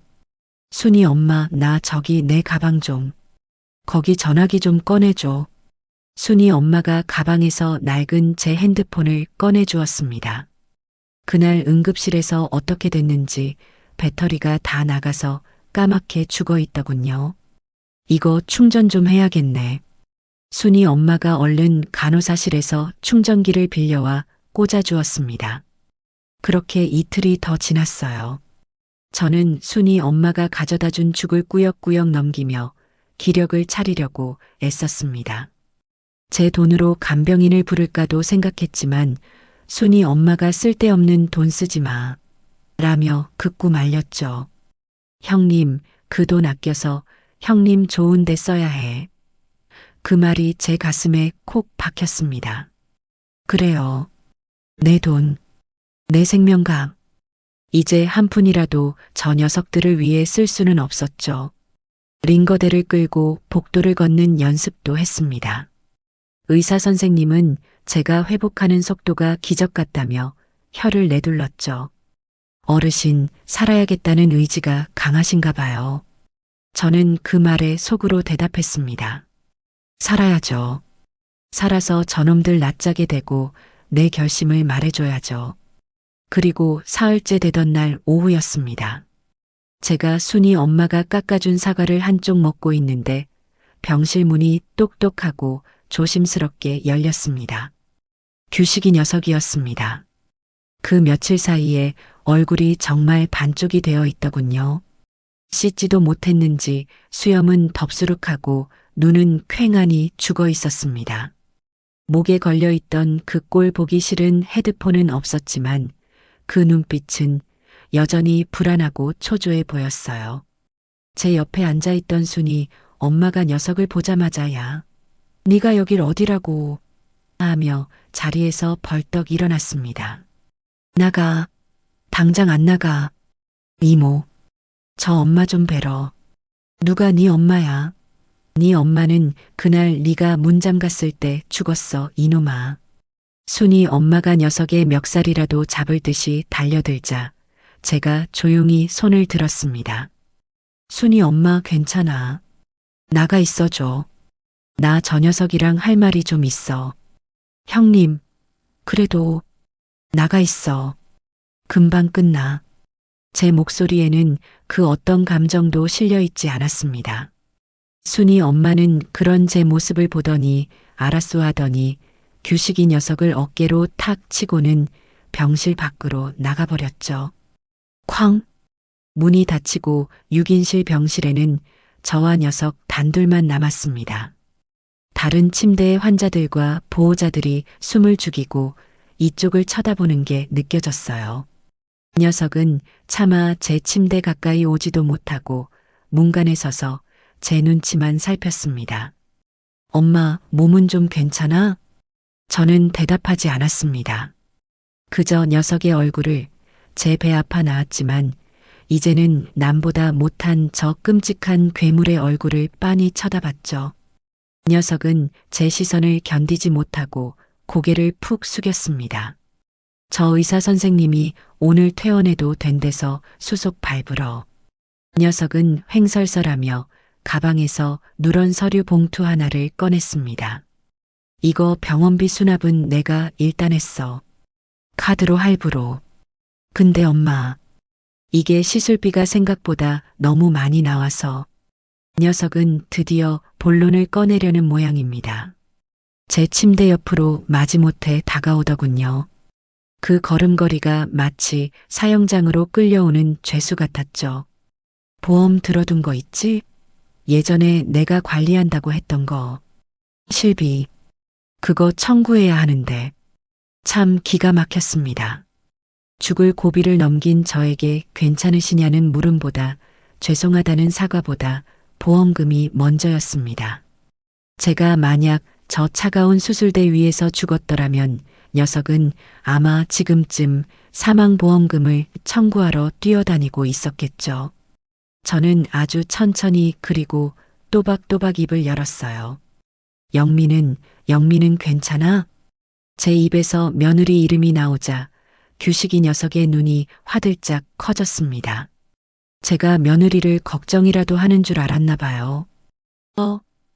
영미, 걔 그날 엄청 놀라서 이틀 동안 밥도 못 먹고. 놀랐겠지. 비싼 젖병이 깨졌는데. 제 말에 규식이 녀석의 얼굴이 하얗게 질렸습니다. 아니 엄마. 그게 젖병 때문이 아니라 엄마 쓰러져서. 코코는? 저는 녀석의 말을 잘랐습니다. 그게 많이 놀랐다면서. 영미가 그러던데. 30만 원짜리 미용하고 왔는데 119 구급대원들 때문에 스트레스 받아서 어떡한데? 밥은 잘 먹어? 엄마, 그 비싼 대리석 바닥은? 신발 자국 다 지웠어? 영미가 그거 닦느라 고생 많았겠다. 안 그래도 애 보느라 예민한 사람인데. 저는 웃고 있었습니다. 제 입꼬리가 경련하듯 올라가는 게 느껴졌죠. 규식이 녀석은 공포에 질린 표정으로 저를 바라봤어요. 마치 귀신이라도 보는 사람처럼 뒷걸음질까지 쳤습니다. 엄마, 왜 그래? 무섭게. 나 잘못했어. 엄마, 무서워? 너가? 저는 링거대를 붙잡고 상체를 천천히 일으켰습니다. 정말 무서운 게 뭔지 너가 아직 모르는구나, 규식아. 너가 한 짓이 얼마나 무서운 짓인지. 서류, 이리 내놔. 저는 녀석의 손에서 서류 뭉치를 낚아챘습니다. 입원 확인서, 진료비 세부 내역서, 빽빽한 숫자들을 보니 어지간히도 많이 나온 모양입니다. 그리고 보험금 청구 동의서가 보였죠. 피보험자 김태순. 제 서명과 도장이 필요한 곳이었습니다. 도장은 어딨어? 내 가방에 있니? 아니, 내가 집에서 가져왔어. 녀석은 주머니에서 제 인감 도장이 담긴 작은 도장집을 꺼냈습니다. 맙소사. 제 집에 들러 저를 살릴 약은 챙겨오지 않았던 녀석이 돈이 되는 인감 도장은 야무지게 챙겨온 겁니다. 인주도 여기 가방에 가져왔고. 녀석은 가방에서 작은 인주까지 꺼냈습니다. 참 준비성도 철저하죠. 며느리 영미가 시킨 것이 틀림없었습니다. 어머니 정신 더 흐려지시기 전에 도장부터 받아내 하고 닥달했겠죠. 저는 서류를 받아들고 도장을 찍어야 할 곳을 바라봤습니다. 김태순. 제 이름 석자 옆에 이 붉은 도장을 찍으면 녀석의 손에 돈이 들어가겠죠. 제가 죽을 뻔한 대가로 나온 돈이 저 녀석과 저 녀석의 며느리와 저 녀석의 개를 위해 쓰일 겁니다. 그래. 지금은 때가 아니야. 저는 순순히 도장을 받아들었습니다. 그리고 인주를 꾹 눌러 동의서에 쾅 하고 찍어주었죠. 자, 규식이 녀석은 제 행동에 안도하는 표정이 역력했습니다. 고마워, 엄마. 그럼 이거 내가 빨리 처리하고. 규식아. 저는 서류를 챙겨 도망치듯 돌아서는 녀석을 불렀습니다. 왜 엄마?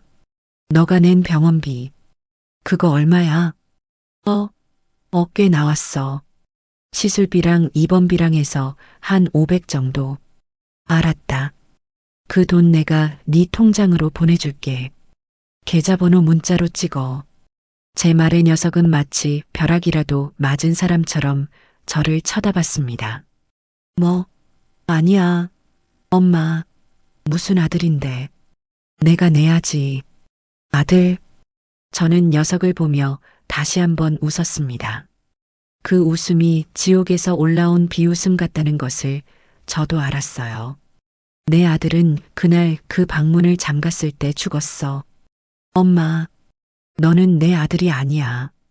그냥 나한테 빚진 놈이지. 내가 네 집에 가서 쓰러지는 바람에 너가 쓸데없는 돈을 썼잖아. 그러니 갚아야지. 깨끗하게. 엄마 제발. 왜 그래? 내가 정말 잘못했어. 응? 다시는 안 그럴게. 녀석이 제 침대 맡으로 다가와 무릎이라도 꿇을 기세였습니다. 나가. 엄마. 나가. 그리고 다시는 내 앞에 나타나지 마. 저는 녀석에게 서류 뭉치를 집어 던졌습니다. 서류들이 후두둑 소리를 내며 바닥에 흩어졌죠. 녀석은 당황해서 어쩔 줄 몰라 하며 바닥에 엎드려 그것들을 주워 담았습니다.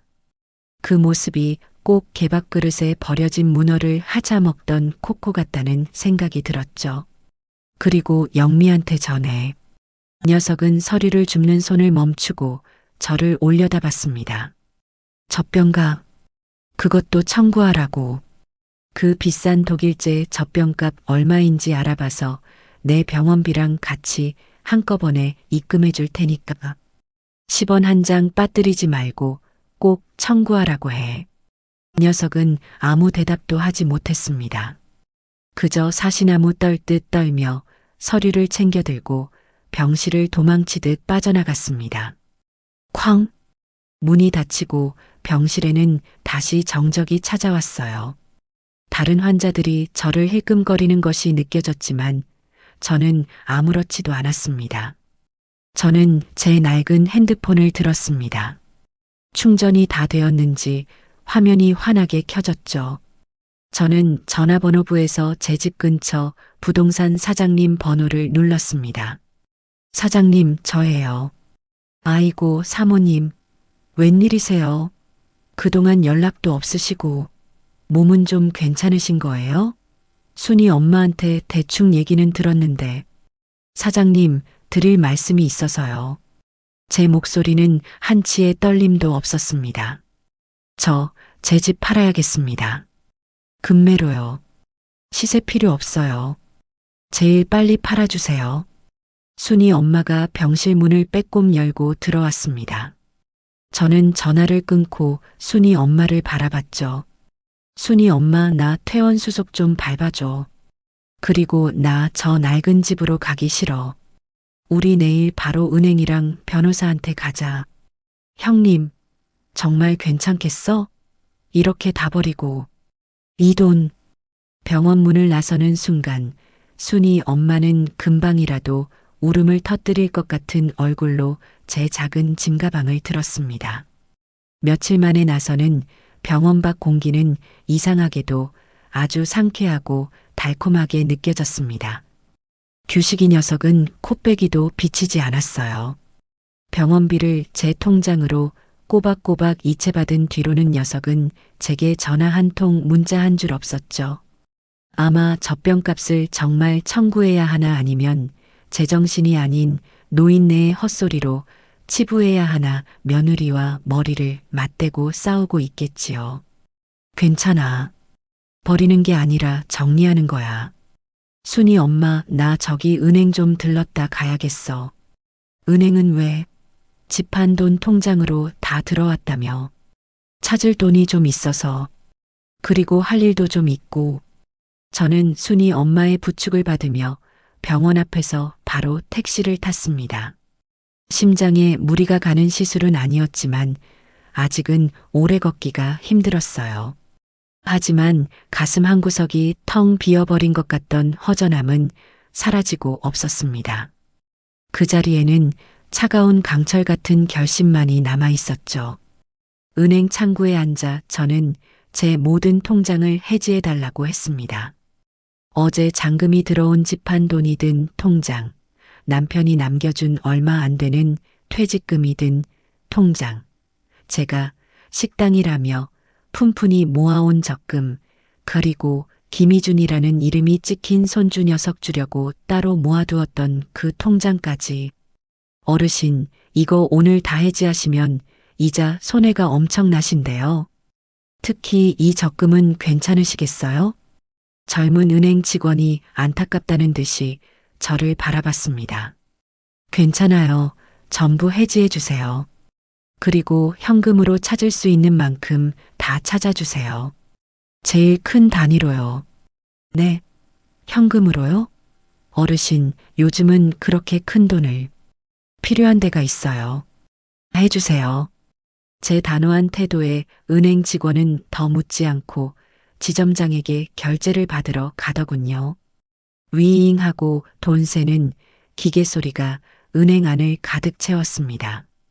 그 소리가 제 심장이 다시 뛰는 소리처럼 아주 힘차게 들렸죠.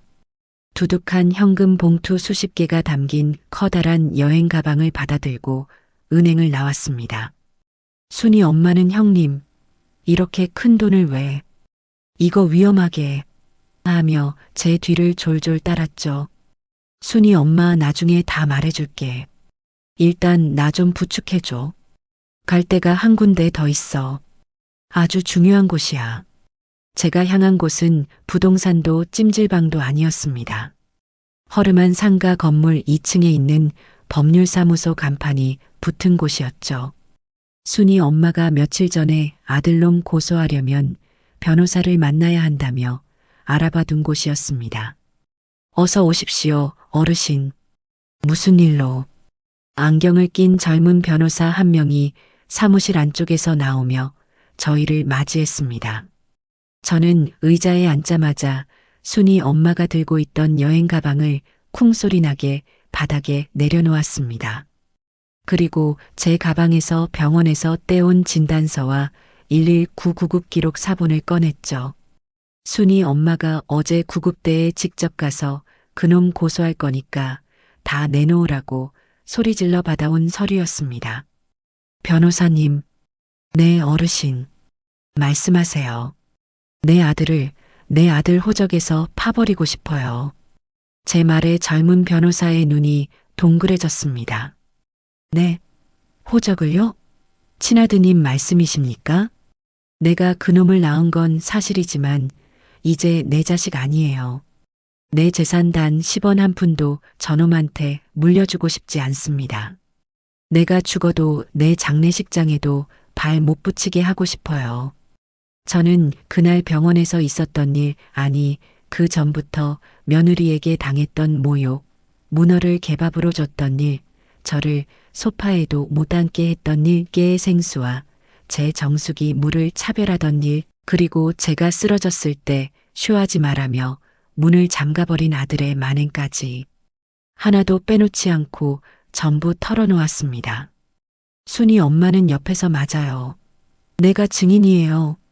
저 형님이 어떤 분인데 그 며느리녀는 구급대원들한테 걔 놀란다고 소리를 질렀다니까요. 하며 추임새를 넣었죠. 변호사는 제 이야기를 듣는 내내 표정이 심각하게 굳어갔습니다. 안경을 벗어닫고 한숨을 내쉬기를 반복했죠. 어르신, 정말 고생 많으셨습니다. 이건 명백한. 변호사는 서류들을 꼼꼼히 검토하더군요. 법적으로 파양은 입양 관계에서 쓰는 말이라 친자 관계를 끊어낼 수는 없습니다. 어르신이 낳으신 자식이니까요. 하지만 어르신 재산을 아드님이 한 푼도 받지 못하게 할 방법은 확실하게 있습니다. 아주 완벽하게요. 그게 뭡니까? 유언장 그런 건가요? 첫째 유언장입니다. 하지만 유언장만으로는 부족할 수 있어요.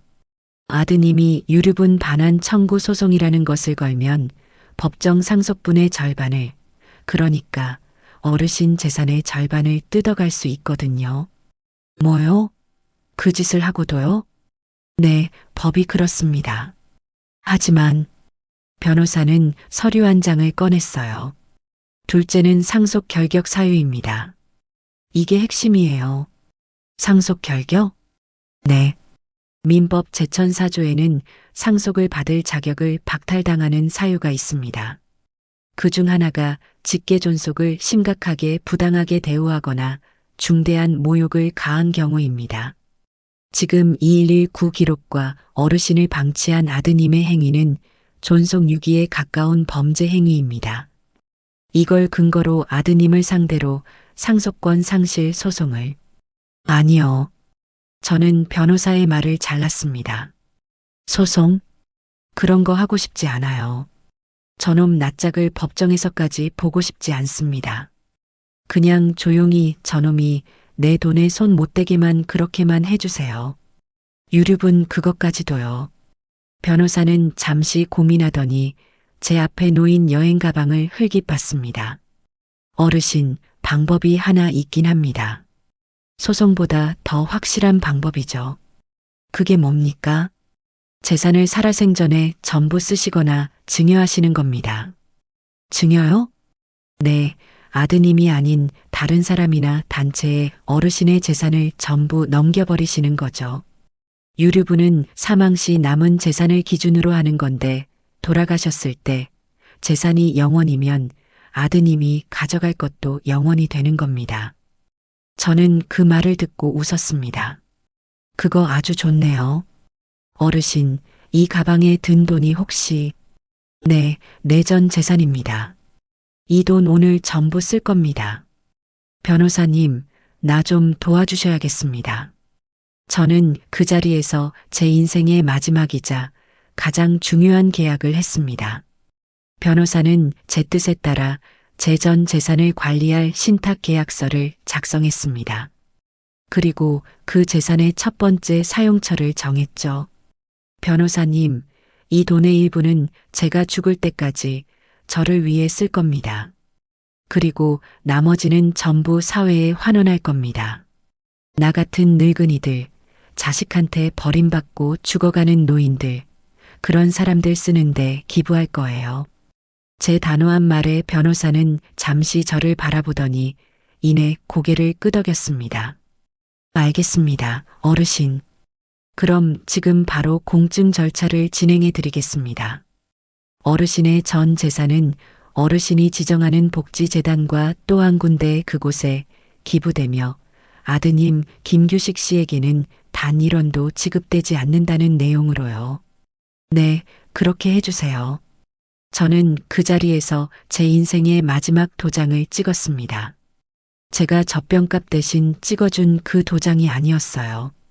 제 영혼을 건 제 마지막 자존심이 담긴 도장이었죠. 법률사무소를 나오니 해가 뉘엿뉘엿 지고 있었습니다. 순이 엄마는 형님, 정말 다 기부하게? 하며 안타까워했지만 제 마음은 날아갈 것처럼 가벼웠습니다.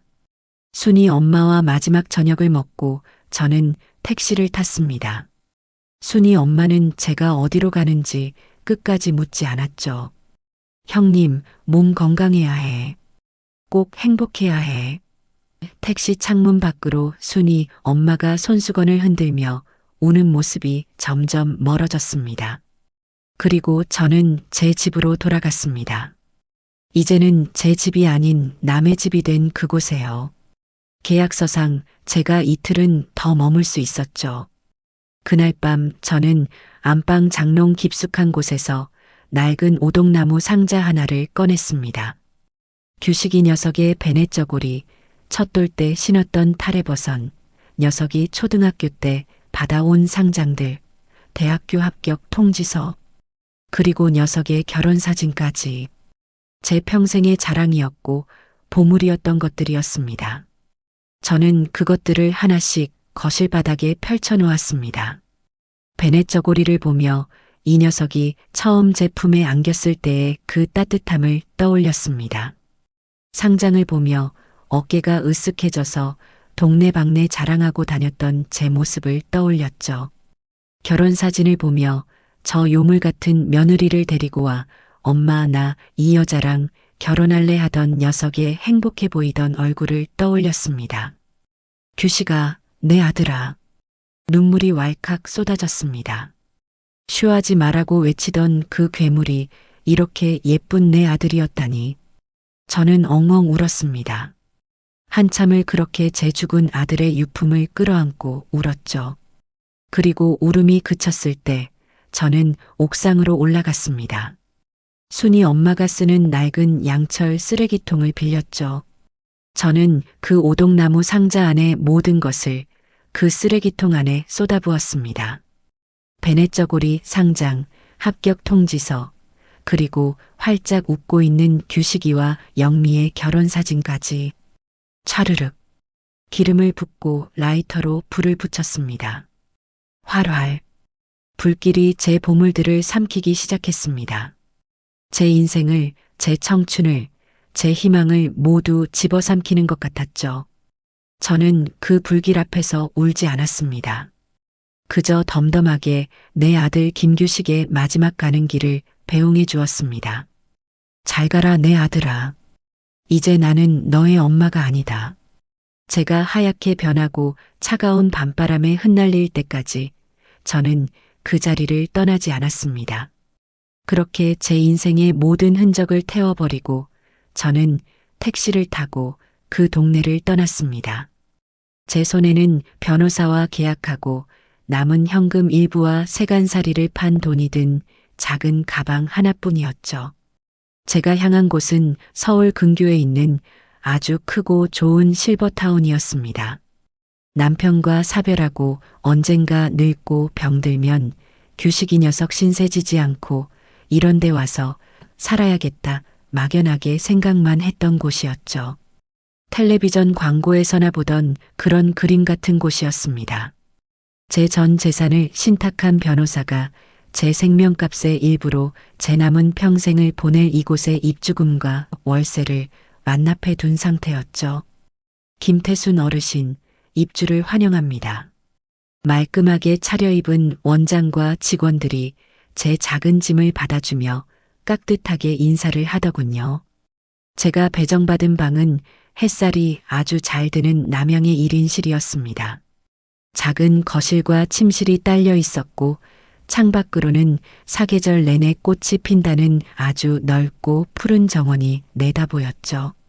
어르신, 식사는 하루 세 끼 모두 호텔식 뷔페로 제공되고요. 불편하신 곳 있으시면 저기 호출벨 누르시면 24시간 상주하는 의료진이 바로 달려올 겁니다.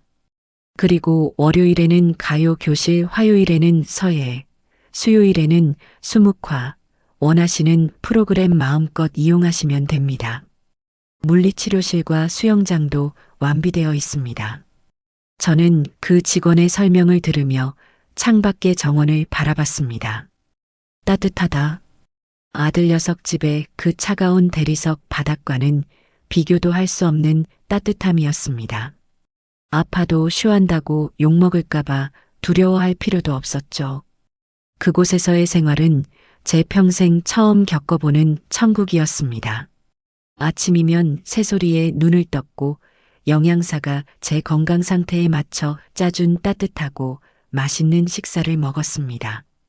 오후에는 저와 비슷한 처지의 혹은 자식들에게 효도받으며 이곳에 오신 아주 활기차고 고운 노인들과 함께 가림족거리고 노래도 배웠죠.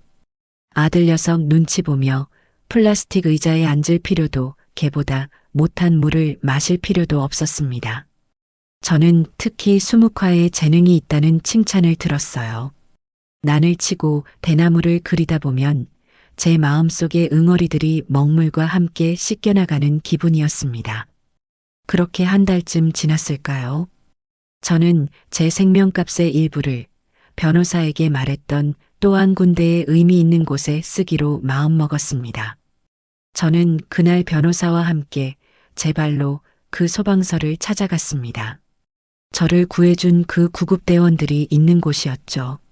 저 환자분, 그날 제게 산소 마스크를 씌워주었던 그 젊은 대원분이 저를 알아보고는 화들짝 놀라더군요. 아이고 어르신, 이렇게 건강해지셨네요. 정말 다행입니다. 그 대원분은 제 손을 덥석 잡고 마치 자기 어머니라도 만난 것처럼 기뻐해 주었습니다. 덕분에요, 대원님들. 아니었으면 전 이 세상 사람 아니었겠죠. 그날 제 아들 방 문을 부수고 들어와 주셔서 정말 감사합니다. 아닙니다, 어르신. 저희가 할 일을. 저는 변호사가 준비해온 서류와 기부금 증서를 내밀었습니다. 이건 제 작은 성의입니다. 네, 어르신, 이게 뭡니까? 제 생명값입니다. 받아주세요. 여기 소방서 소방관님들 복지를 위해 써주세요. 방화복도 낡은 것 같던데 좋은 걸로 바꾸시고요. 저처럼 위험한 순간에 더 많은 사람 구해달라고 드리는 제 뇌물입니다. 봉투 안에는 1억 원짜리 기부 증서가 들어 있었죠. 대원부는 기겁하며 손사래를 쳤지만 저는 이거 안 받으시면 저 여기서 또 쓰러질 겁니다 하고 엄포를 놓았습니다. 결국 소방서장님까지 나오시고 저는 그 돈을 소방관 복지재단에 기부하는 형식으로 전달하고 나왔죠. 소방서장님과 대원분들이 문 밖까지 나와 저에게 거수 경례를 붙여주었습니다. 저는 태어나서 처음으로 그렇게 큰 존경을 받아봤습니다. 여보, 나 잘했죠? 하늘을 보는데 먼저 간 남편이 아주 환하게 웃어주는 것 같았습니다. 그리고 그로부터 며칠 뒤 제가 실버타운 정원에서 새로 사귄 그림 동무들과 차를 마시며 담소를 나누고 있는데 저 멀리서 아주 시끄러운 소리가 들려왔습니다. 김태순 여사, 어디 있어? 익숙한, 아니, 제 기억 속에서 이미 지워버린 목소리였습니다. 규식이 녀석이었죠. 녀석과 며느리 영미가 어떻게 알았는지 이곳 로비까지 쳐들어온 겁니다. 말끔한 제복을 입은 경비원들이 어르신, 면회는 예약하셔야 합니다. 라며 말리는데도 영미는 비켜. 우리 엄마야. 니들이 뭔데 막아. 하며 악을 쓰고 있었죠. 어머니, 여기 계셨어요. 녀석들은 정원에 앉아있는 저를 발견하고는 빚쟁이라도 만난 것처럼 맹수처럼 달려들었습니다. 그 모습이 어찌나 흉하고 볼품없던지요. 한 달여 만에 본 녀석들의 얼굴은 아주 초췌하고 분노로 이글거리고 있었습니다. 어머니, 지금 제정신이세요. 영미가 먼저 제 찻잔을 탁 하고 내리치며 소리를 질렀습니다.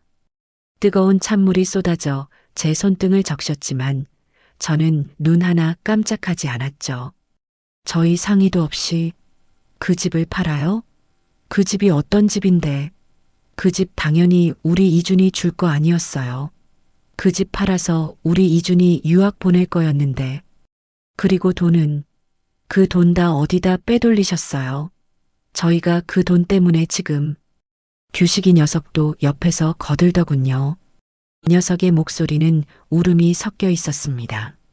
엄마, 어떻게 우리한테 말 한마디 없이 우리가 그 돈 때문에 지금 대출 이자도 못 내서 집이 경매로 넘어가게 생겼다고 엄마가 우리한테 이럴 수 있어? 아, 그랬군요. 녀석들은 제가 판 집값으로 자기들 빚을 갚을 생각이었던 겁니다. 제가 보험금에 도장을 찍어줄 때부터 제 재산은 이미 자기들 것이라고 생각하고 있었던 거죠. 그리고 소방서에 1억을 기부해? 엄마 미쳤어. 그 돈이 어떤 돈인데. 그 돈이면 우리 이자가 신문이라도 본 모양입니다. 익명의 노인 소방서에 1억 쾌척. 그게 저인 줄은 귀신같이 알아냈네요. 저는 가만히 찻잔을 들었습니다. 그리고 입가에 묻은 차를 제 비단 손수건으로 우아하게 닦았죠. 시끄럽구나. 제 차가운 한마디에 두 녀석의 고함이 동시에 멈췄습니다. 여긴 너희 같은 것들이 소리 지를 곳이 아니야. 여기 계신 분들 다 점잖은 분들이시다. 뭐요? 어머니, 지금 저희 꼴이. 내 집? 그래요, 내 집이었지. 내 남편이랑 내가 평생 피땀 흘려본 내 집이었지. 너희 집이 아니라. 그리고 이준이 유학? 나한테 개밥그릇에 문어 쏟아붓는 며느리랑 엄마 죽어가는 거 보고 문 잠그는 아들한테 내 재산 줄 생각 없었는데. 돈? 그 돈 내 생명값이다. 너희가 쇼한다고 버려둔 내 목숨값이라고. 그 돈으로 119 대원님들 성에 표하고 남은 돈으로 나 이렇게 편안하게 살고 있다. 왜? 배 아프니? 엄마, 너가 길거리에 나앉게 생겼다고? 저는 규식이 녀석을 똑바로 쳐다봤습니다. 녀석의 눈이 제 기세에 눌려 파르르 떨리고 있었죠. 그럼 나가서 돈을 벌어야지. 방문 잠그고 밤새도록 게임할 시간이 어디 있어? 그 손가락으로 돈을 벌어야지. 안 그래? 엄마. 그리고 너. 저는 영미를 쳐다봤습니다. 젖병가 청구 안 하더구나. 내가 병원비랑 같이 보내주려고 했는데 그 비싼 독일제 젖병 내가 물어줘야지. 그치? 어머니. 지금 저희 놀리시는 거예요. 놀리다니. 사실을 말하는 거지. 아, 그리고 코코는 잘 있니? 저는 정말 궁금하다는 듯이 물었어요. 그날 많이 놀랐을 텐데. 30만 원짜리 미용 스트레스 받아서 털이라도 빠진 건 아니고 프랑스산 생수는 아직도 잘 마시고 영미는 대답을 못 하더군요. 분노로 입술만 파르르 떨고 있었습니다.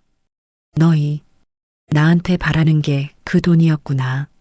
내가 평생 모은 그 돈. 저는 자리에서 일어났습니다. 경비원들이 녀석들의 팔을 붙잡고 있었죠. 어머니, 저희 정말 힘들어요. 돈 좀 제발. 1억 아니 5천만 원이라도. 규식이 녀석이 제 바짓가랑이라도 붙잡을 듯이 애원했습니다. 저는 그런 녀석을 아주 차갑게 내려다봤습니다. 규식아. 네. 엄마. 내가 변호사한테 유언장 아니 신탁계약 다 써놓고 왔다. 유언장이요? 신탁? 그래요. 내가 죽거든 내 남은 재산 전부 나 같은 불쌍한 노인들한테 갈 거야. 너희한테는 10원 한 푼 안 가. 아니, 살아생전에 이미 다 넘어갔으니 가져갈 것도 없겠구나. 어머니, 그게 무슨 말이에요? 그건 무효야. 우리가 소송할 거야. 유류분, 영미가 악을 쓰더군요. 하라고 해. 그 잘난 변호사님이 유류분 한 푼 못 받게 완벽하게 처리해 놨으니까. 저는 녀석들에게 등을 돌렸습니다. 그리고 제 평생의 마지막 가장 통쾌한 한마디를 녀석들의 등 뒤에 내리꽂았죠. 아, 맞다. 내 장례식장 찾아올 생각도 마라. 너희는 올 자격 없어. 어머니, 제발, 김태순, 내 상주 노릇은 너희 집 코코더러 하라고 해라. 나한테 가족은 그게만도 못했으니까.